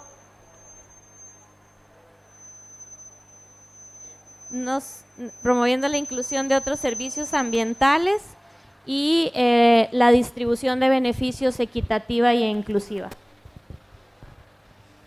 I got a little distracted there, but I'll do my best. The very important part for Costa Rica is that the RED Plus plan was integrated within the national strategy and policies. So it's part of the National Decarbonization Plan, part of the NDC, part of the Indigenous Peoples policies. And they worked really, really hard to get inclusion of a lot of actors throughout the country, including Indigenous peoples and local communities. They set up robust MRV systems and incorporated RED Plus into their land management systems, developed benefit sharing, and also have a wide, broad system for payments for environmental services, not just carbon. So all of those were important for RED Plus to be integrated within the whole national policy of Costa Rica. Well, thank you so much, Maria Elena and also Rainy, for the translations. And I'm actually very interested in your point, Maria Elena, that you talked that Costa Rica actually implemented RED Plus before RED Plus become officials. And I understand, Prof. Daddy, that actually East Kalimantan did the same. You have built foundations pre-FCPF. So could you elaborate a bit more, Prof. Daddy, about the conditions that being created before FCPF? And what do you think as the key success factors? Because I think those insights will be very important for other jurisdictions who will be interested to follow the East Kalimantan footsteps. To be engaged in the result-based payment. And since both Andre and also Maria Elena talk about the importance of multi-stakeholder body, as the managing director of DDPI, can you talk a bit about the important roles that DDPI play? Okay, before I give response to your question, allow me to add more answer to the challenge in implementation of FCPF in East Kalimantan, okay? Yeah, the biggest challenge is actually to change the mindset of the stakeholders in the use of natural resources, especially forest. Why? Because for almost 5 decades, East Kalimantan has used natural resources in an extractive manner. So it will be not easy to change this behavior. It will take a long time and also a lot of resources, I think. Yeah, and regarding your question about the role of DDPI, yeah, well, about 5 years before the FCPF program started in East Kalimantan, DDPI, together with a development partner, prepare various documents related to climate change issue.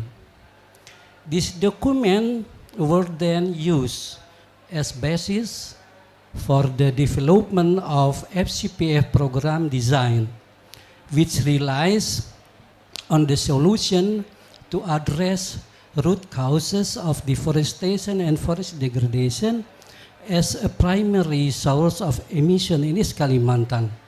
I think that is the role. And during the preparation stage, the DPI roles are first coordination, collaboration, facilitation, and also source mobilization to strengthen the regulation and mainstreaming on climate change issue. And another thing is to strengthen the human resource capacity in government institution, the community, and also the private sector.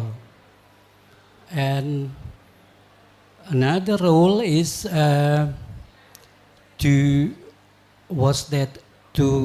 strengthen the supporting system of RED Plus implementation.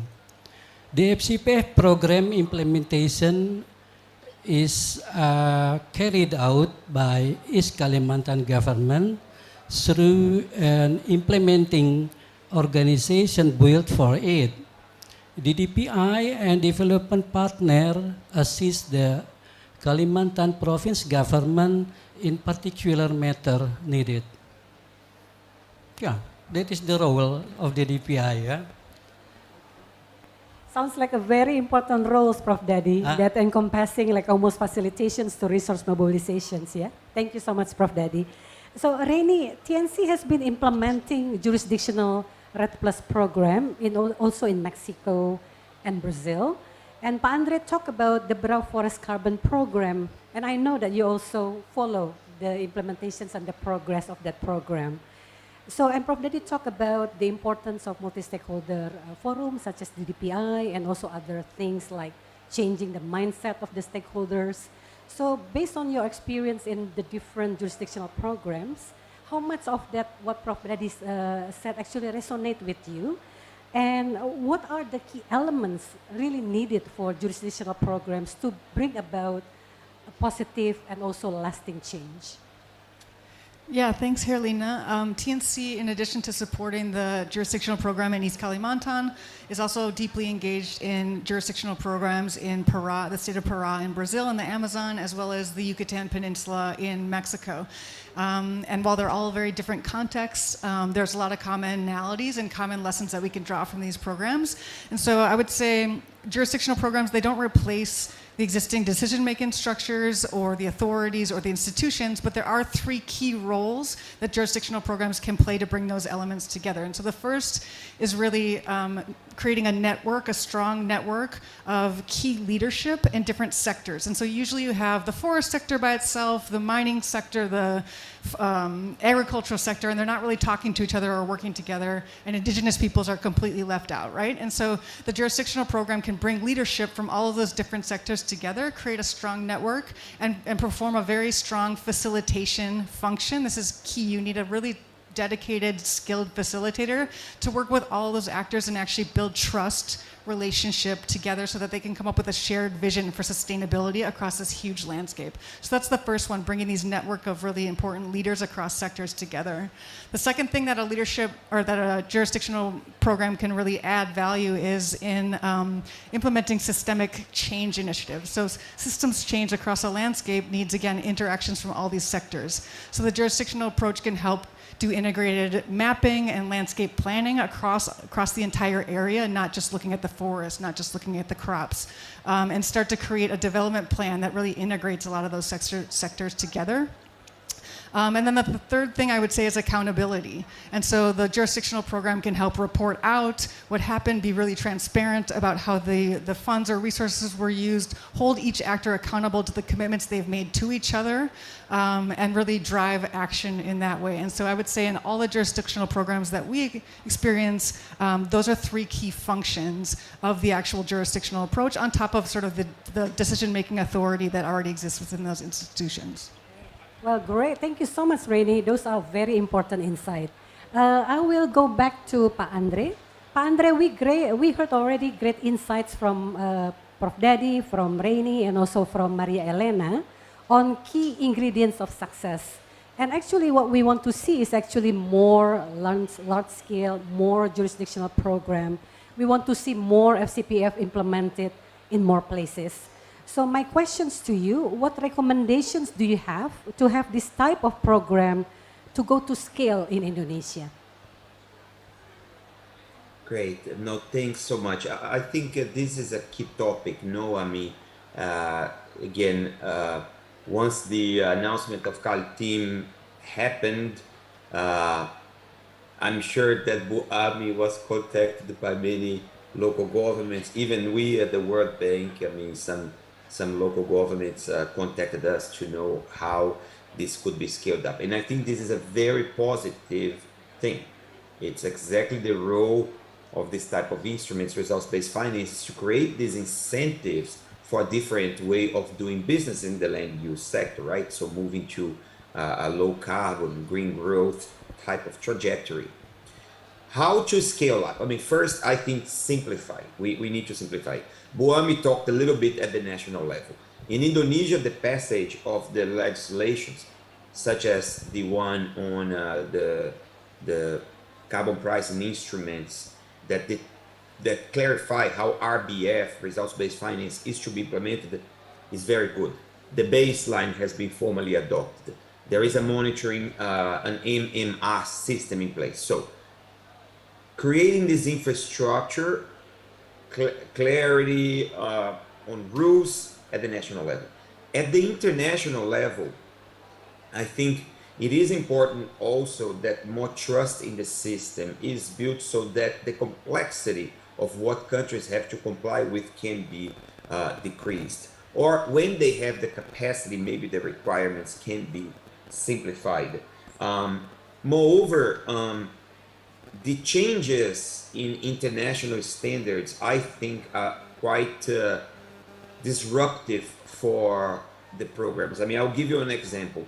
In the East Kalimantan case, the World Bank, through the FCPF, through the World Bank, we will not be able even to compensate Kalimantan for all the ERs that they have generated, because they have really overachieved from what was expected right at the beginning. So we can purchase more.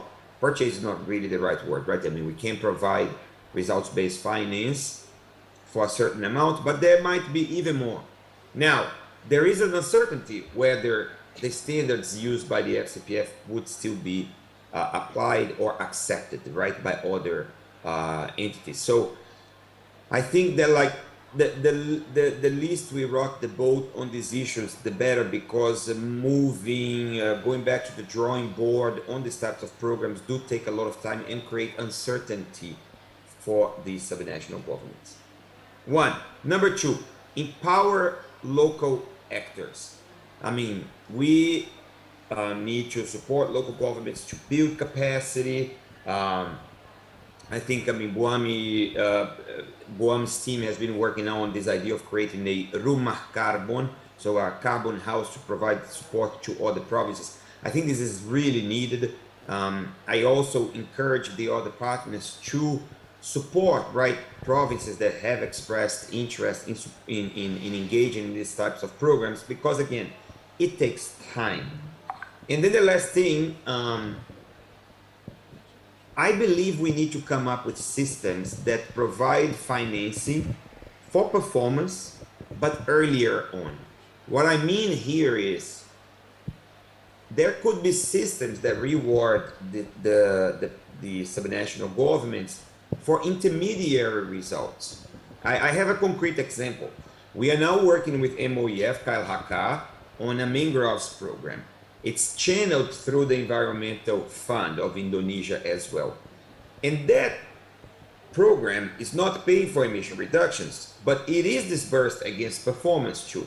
Performance in terms of planning of mangrove rehabilitation and of successful rehabilitation. So we have come up with indicators which will be monitored and verified by third parties against which payments would be made. But they would be unblocked quicker, right? Because they are earlier in the results chain. And this provides then reassurance to the local government that there would be incentives coming up. Last thing is, I think, I mean, FONAFIFO. I've always been inspired by FONAFIFO since the day I spent some time in Turrialba learning about Costa Rica's PS system. And I think Indonesia now moving with BPDLH has an extremely exciting opportunity that BPDLH, so the IEF, the Environmental Fund, creates a window that supports subnational government in scaling up these programs, provides technical assistance, and again, results-based finance. So I think fully implementing the IEF is the way to go. Thanks so much. Great. Thank you so much, Andre. They are important conditions for scaling up indeed. Thank you for sharing that. So let me ask the last questions to Maria Elena. I'm sure East Kalimantan and Indonesian stakeholder would love to get insights from you on this one. So how can East Kalimantan and Indonesia governments look for other opportunities and support in improving their efforts to reduce emissions from deforestation and forest degradations? The presentation, please. The presentation. Can we get the presentations, please? Okay. Yes, thank you so much. Bueno, acá puse como 4 puntos importantes en donde se puede incorporar estas oportunidades y son en mejorar la gobernanza, porque si tienes identificados bien los actores y defines bien la inclusión de estos en la participación del programa, te permite inclusive hasta crear el sistema de distribución de beneficios, procesos de trabajo con las peers. En Costa Rica hay 24 territorios indígenas y con todos hemos trabajado de forma voluntaria con pequeños y medianos productores y productoras. El acceso a mercados y la estrategia de financiamiento. ¿Por qué? Porque es importante el tema de transparencia y de no tener dobles contabilidades. Entonces, cómo hemos manejado internamente la titularidad del carbono y los sistemas de monitoreo. ¿Por qué? Porque te permite integrar otros reservorios o a interactuar con otros paisajes, que es a donde debemos migrar, a integrar la finca y otros servicios ambientales. So she's going to bring 4 different points into the discussion here. The first is on improving governance. So it's really important to bring in all of those different actors so that you can define the benefit sharing system equitably and with the co-creation of those same actors. The inclusion of all the indigenous groups. In Costa Rica has 24 indigenous territories, and they've worked voluntarily with all of them throughout the process to make sure that their voices are heard.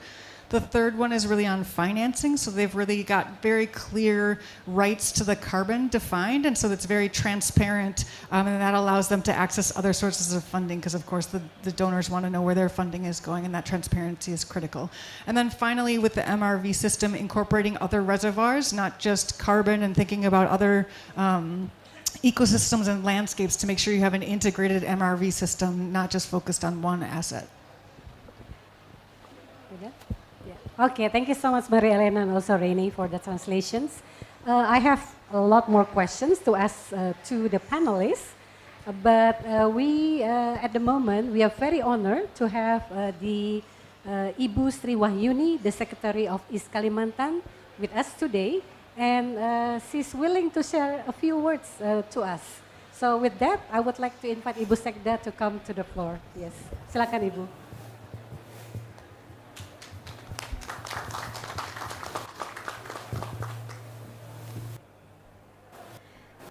Thank you, distinguished participants, ladies and gentlemen.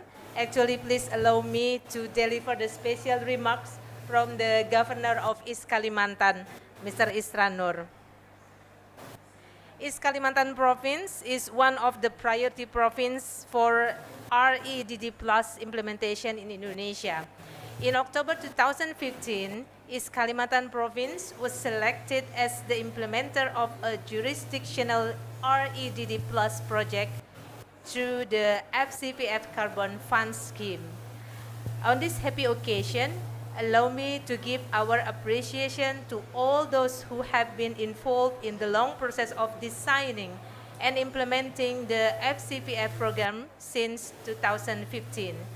The success that we have achieved today would not have been possible without the full commitment and support of various parties in East Kalimantan, as well as at national and international levels, not only from the government institutions, but also NGOs, academics, community leaders, and the business sectors.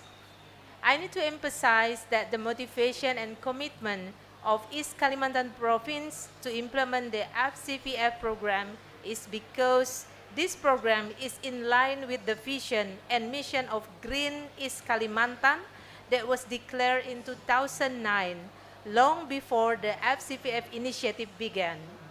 The ultimate outcome of Green Kaltim is improvement of environmental quality, protection of biodiversity, acceleration of green economic growth, and improvement of people's welfare. This initiative has been mainstreamed and incorporated into the 2019-2023 East Kalimantan's medium-term development plan. The planning, capacity building, and actions to reduce emission in the FCPF scheme have been running for quite some time and have served as a training ground to strengthen the readiness and capacity of the government institutions and other partners in East Kalimantan in accelerating green development goals. Our success in reducing emissions, as reported to FCPF for the period of July 2019 to December 2020, increases our confidence in continuing the FCPF program until 2024. This success should be an encouragement for other local governments in Indonesia and abroad to carry out similar initiatives in their respective jurisdictions. Of course, there is still a lot of homework for us in East Kalimantan. We will continue our transformation towards a green and climate-resilient economy. However, it is necessary to ensure that the spirit and actions for climate mitigation through reducing deforestation and forest degradation will not only benefit the national and global interests, but will also benefit the interests of the people of East Kalimantan, including for the welfare of indigenous peoples and local communities. The slogan, "Healthy Forests, Prosperous Society," should really be realized in East Kalimantan. I would like to end this by saying that East Kalimantan will be happy to receive ideas and information regarding various options and economic scenarios that we could explore post-2024 when the FCPA program ends, so that the benefits arising from its implementation will continue. Thank you for your kind attention and cooperation. On behalf of Governor of East Kalimantan, Mr. Isran Nur. Thank you. Thank you so much, Ibu Sri Wahyuni, to convey the special remarks from the governor who's not able to join us today. So, ladies and gentlemen, we have actually around 15 minutes before closing. So, I'd like to open questions from the audience. Please introduce yourself and then convey your questions as briefly as possible, and let us know to whom you ask your questions.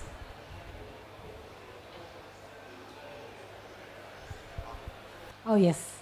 Yes, the gentleman on the right. Yeah. Any other questions from the floor? All right, from Mas Iwan on the left. Okay, so let's take two questions first. Please. Yes. Thank you. Thank you. Thank you all of the presenters. And my question actually is on the price for a ton of carbon or carbon dioxide. I think the price is very, very low for forest carbon, and it needs to change because there is a lot of work that needs to be done to preserve the forest into the future. So $7, $10 is $9. These are really the very, very low. It doesn't compare to the opportunity cost of converting that into very useful, productive land use. So I think we need to be a bit serious. I know that the World Bank is trying its best to really bring incentive to red countries, forest countries, but it's not enough, really. If you want to keep these forests, and we know the value is really tremendous in many, many, many ways. The oxygen we breathe is from forest. So the price, how much is the price? How much price did you negotiate with the forest carbon facility? Is my question, actually. Right. Thank you so much. Prof. Daddy, do you want to take the questions? Yeah, thank you for the question. Actually, I don't know what is the exact price for carbon right now. But in the frame of FCPF Carbon Fund Program, the World Bank pay us, the Indonesian government, $5 per ton of carbon. And the agreement for that, what's that price, was established in year 2020. Yeah? Although the preparation for the FCPF program implementation has already started in 2015. Yeah, so in 2015 we already agreed with this $5. We don't know that year to year the price is getting high and higher, yeah. But we are happy what we have resulted until now. Thank you. Okay, thank you so much, Prof. Dadi. Reni and Maria Elena, do you want to respond to that questions? Yeah, I would say that back when the Forest Carbon Partnership Facility was getting set up and setting the price, it was, of course, a lot lower back then. And some of the analyses then were focused really on the opportunity costs of land. And of course, now we know that there's a lot of other costs involved in setting up all the systems for REDD+, the MRV system, doing all the FPIC, and actually implementing on the ground, accounting for the true cost of everything involved, the labor of the local communities doing the work, all of the different benefit sharing systems and safeguard systems and monitoring. That all adds up. And so I think as we've learned, the actual true cost of carbon is much more than $5 a ton, and I think we're starting to see the market reflect that. Hopefully, donor governments and others who are purchasing carbon will start to increase the prices to really reflect that true cost of carbon. Okay, thank you so much, Reni. I give also opportunity for Pa Andre on the line to respond to that questions. Hey, it's great to see Dr. Itep too. We work together in Ethiopia exactly on this topic, yeah? I would just say that we need to differentiate between, Buami talked about this, right? Results-based finance and carbon offset, right? So the FCPF is providing results-based finance, not purchasing carbon credits, right? So I think this is a very important differentiation to make. Very, very important. Sometimes I must confess that I do not like to say that the FCPF is carbon markets, right? Because it is a market-like instrument, but it's not a market, right? Well, there is a trick here for TNC and other participants. It is because they retain the credits, but for most, 95% of the FCPF, it is not. Having said that, by all means, I think Dr. Teptu is pointing out to a significant issue. Yesterday here in Bali, we also had a session on the East Kalimantan, and Pa Iwan Darmawan, the head of the Economic Bureau of Pa Isvanor, mentioned the thing that I think is very important.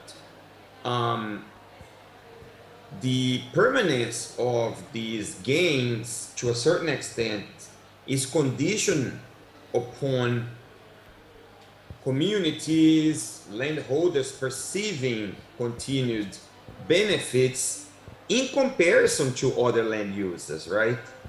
And the fact is that these other land users are also increasing the price. Palm oil, mining, which is the case of East Kalimantan, right? The two most important sources of deforestation. So yes, we all hope that this would be reflected in higher prices. I think our colleague from Costa Rica also mentioned something else, which is another venue for this, right? Which is trying to monitor and account for other services. We are not there yet. I mean, even with carbon, we are still learning, but I think, always keeping in mind biodiversity, water, as much as possible, helps these countries make the case for higher prices. Great, Thanks. thank you so much, Pa Andre. Maria Elena, please. Sorry, but my English is terrible. I don't speak English, but I that we understand that Costa Rica tiene un programa de pago de servicio ambiental que paga $64 la hectárea de bosque. ¿Cómo hemos integrado los recursos de pago basado en resultado o de venta de mercado? Lo hemos integrado en un fondo común para poder reconocer un servicio ambiental. En Costa Rica se reconocen 4 servicios ambientales: agua, biodiversidad, belleza escénica y carbono. Y aquí con este programa vamos a reconocer uno y vamos a pagar $18 la hectárea. ¿Por qué? Porque hicimos una unión o un match de recursos de venta por carbono. pago basado en resultado del FCPF y el GCF juntos en un solo saquito. Pero también hay que tener claro que si bien pagan $5, el periodo que nos están reconociendo es del 2018 al 2024. Entonces tenemos años atrás y el banco paga las auditorías y las validaciones, y eso es lo que nos permite a nosotros poder tener más dinero para colocarlo en los esquemas. Si te olvida algo, me dices. So Costa Rica has a comprehensive payment for ecosystem services program, and they pay $64 per hectare for 4 different services. So water, biodiversity, carbono, and scenic beauty was the 4th one. So water, carbon, biodiversity, and scenic beauty. So they have a service or a program that pays for all those 4 elements. And so they're incorporating the payments from the FCPF into that same one account. So they're able to then use that money to augment payments for all of those different services. Okay, great. Yeah. So is that okay? Yeah, great. I like the bundling approach. I think we should do it. Yeah, Prof. Daddy, yeah? All right, so there we have the 3rd question. So let's go with the 2nd questions first. Yeah. Thank you. Hi, I'm Iwan from Indonesia. When listening to this session, I feel nostalgic and then happy because when start the Carbon Fund, I'm like a marketing team pitching to the Pak Dadi and East Kalimantan government to accept the program when it's selected. So I'm happy because good seeds, good baby, nurtured by a lot of good people, it's resulting a good result. So again, congratulations. So my question is to Andre about when under jurisdictional Carbon Fund, is there another opportunity for East Kalimantan, for example, to pursuing another opportunity, especially like to the voluntary market, for the concession who will working in the East Kalimantan, the opportunity is still open, or it's already everything under the sky of East Kalimantan will be goes to Carbon Fund schemes? Great. That's my question. Thank you. Thank you so much, Mas Iwan. Andre, do you want to take that question? Yeah, Mas Iwan, this is a very good question, and the answer is not very straightforward. So, in a jurisdictional program like that, in theory, it's accounting for everything that is happening in the province. So you would not have other deals, right? Now, East Kalimantan, again, I mean, with KLHK, they can always decide what to do with the emission reductions, with the assets, right, that have been created for the future. And the voluntary carbon market is one possibility. So just to give you an example, in the third-party verification that is happening right now, conducted by INOR, a Spanish auditor, East Kalimantan opted to do a verification that would also look if the program complies with the standards set out by CORSIA, the international aviation, to increase the possibilities of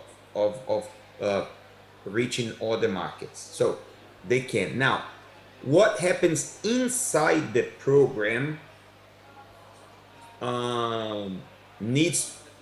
there is a possibility, but it would need to be nested, deducted from the overall program. The other possibility, and this is what I meant, and that's something for Padari, I mean, Padari Busekda, I believe that in the future, the benefit sharing scheme will probably need to be reconsidered. I have been hearing a lot from private companies, for instance, that only now really realize what this program is about and are ready to do more to help reduce deforestation even more in East Kalimantan or to increase forestry, right, through reforestation. But right now, for instance, in the East Kalimantan case, private sector cannot have monetary payments. So the question you have just asked is very pertinent, and I think it can then be solved by looking at the benefit sharing plan again in the future. Great. Thanks. Thank you so much, Andre. I think that's a very important role, and we are happy if more stakeholders want to do more, right, in East Kalimantan. So we have the third questions. Yes, please, madam.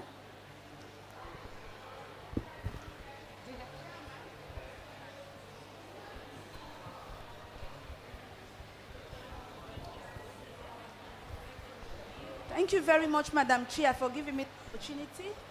I am Haja Kade Sise from Sierra Leone. I'm the Executive Director. Can you speak? Yeah. Okay, I am Haja Kade Sise from Sierra Leone. I am the Executive Director for Climate Change, Environment and Forest Conservation Consortium. I just want to commend Costa Rica and East Kalimantan, yes, for the presentations on the Red Plus. Of course, the Red Plus is a mechanism for reducing emissions. So I want to ask Costa Rica, how are benefits shared among relevant stakeholders in your country? And for East Kalimantan, in Indonesia, you also spoke about the Red Plus implementation in 2019 in your country. So what are some of the success stories? Because she mentioned about success stories being made, but unfortunately she didn't talk, at least mention few of the success stories. So we also want to learn so that some of us can take those success stories and what are the approaches they used. Thank you you so much, madam.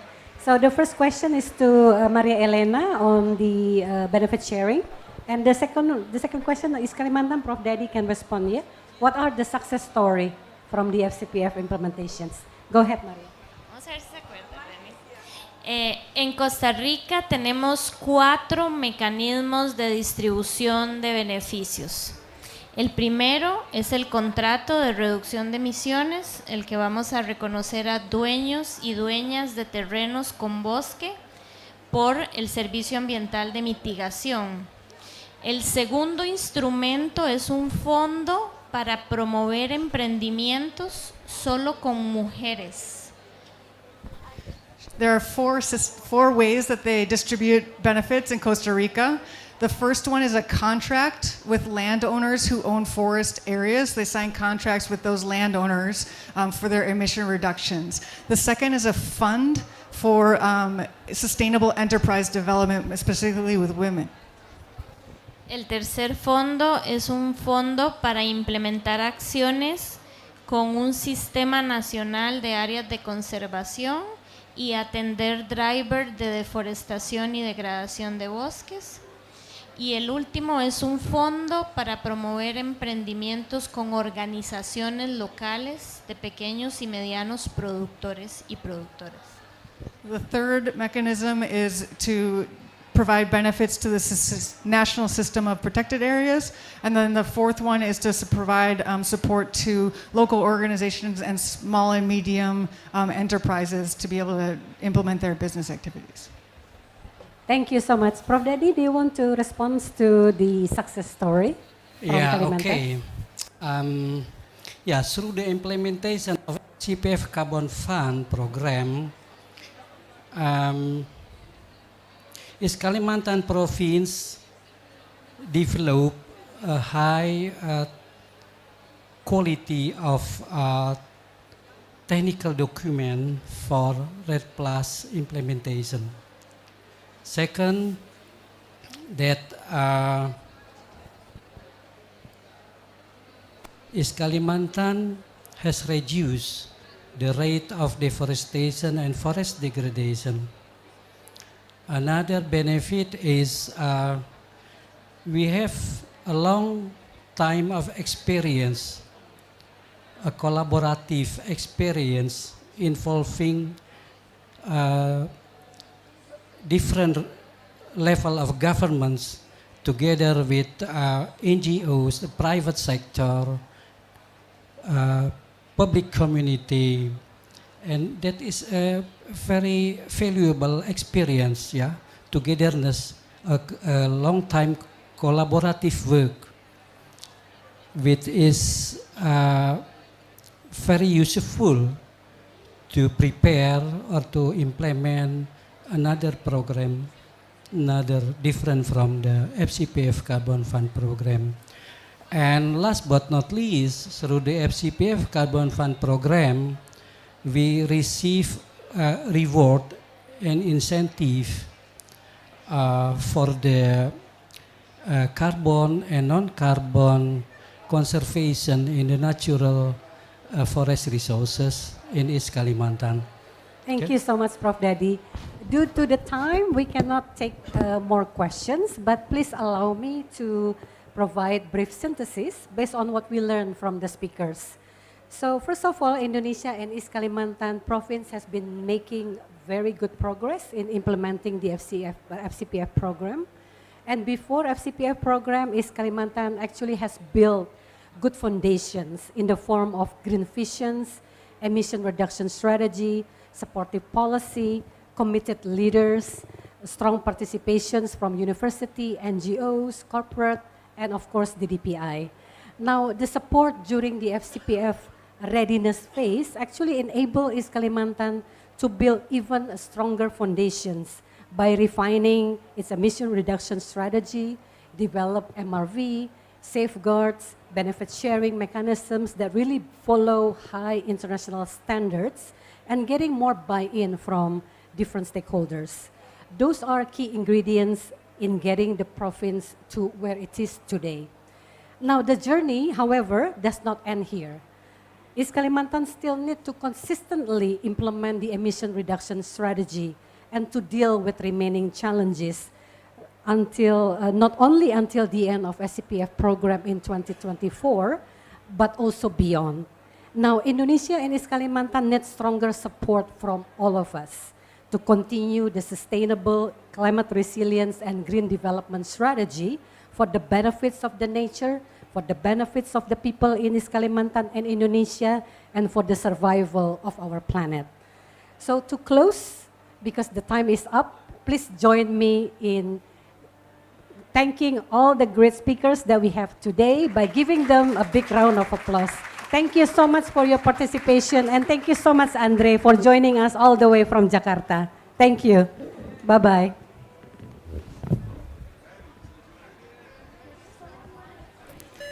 Thank you for the distinguished speakers and moderator. Please kindly gather in the center of the stage to take some pictures.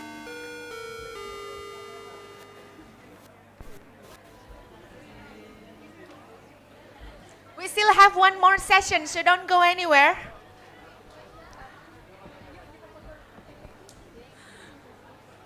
Please have some coffee or snacks outside for you, and you can bring them inside. Can we have Andre at the back of on the screen to have pictures together? Or Andre's gone already? I think he's still there. Andre, if you're there, if you're still there online, can you turn on? Oh, he's gone already. He's gone. Yeah, it's already late in Jakarta. So anyway.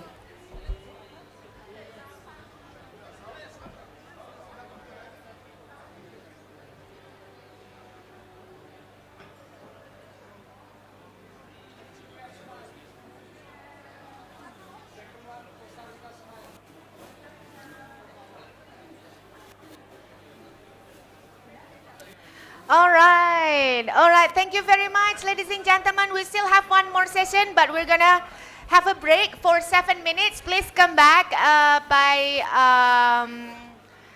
5:10.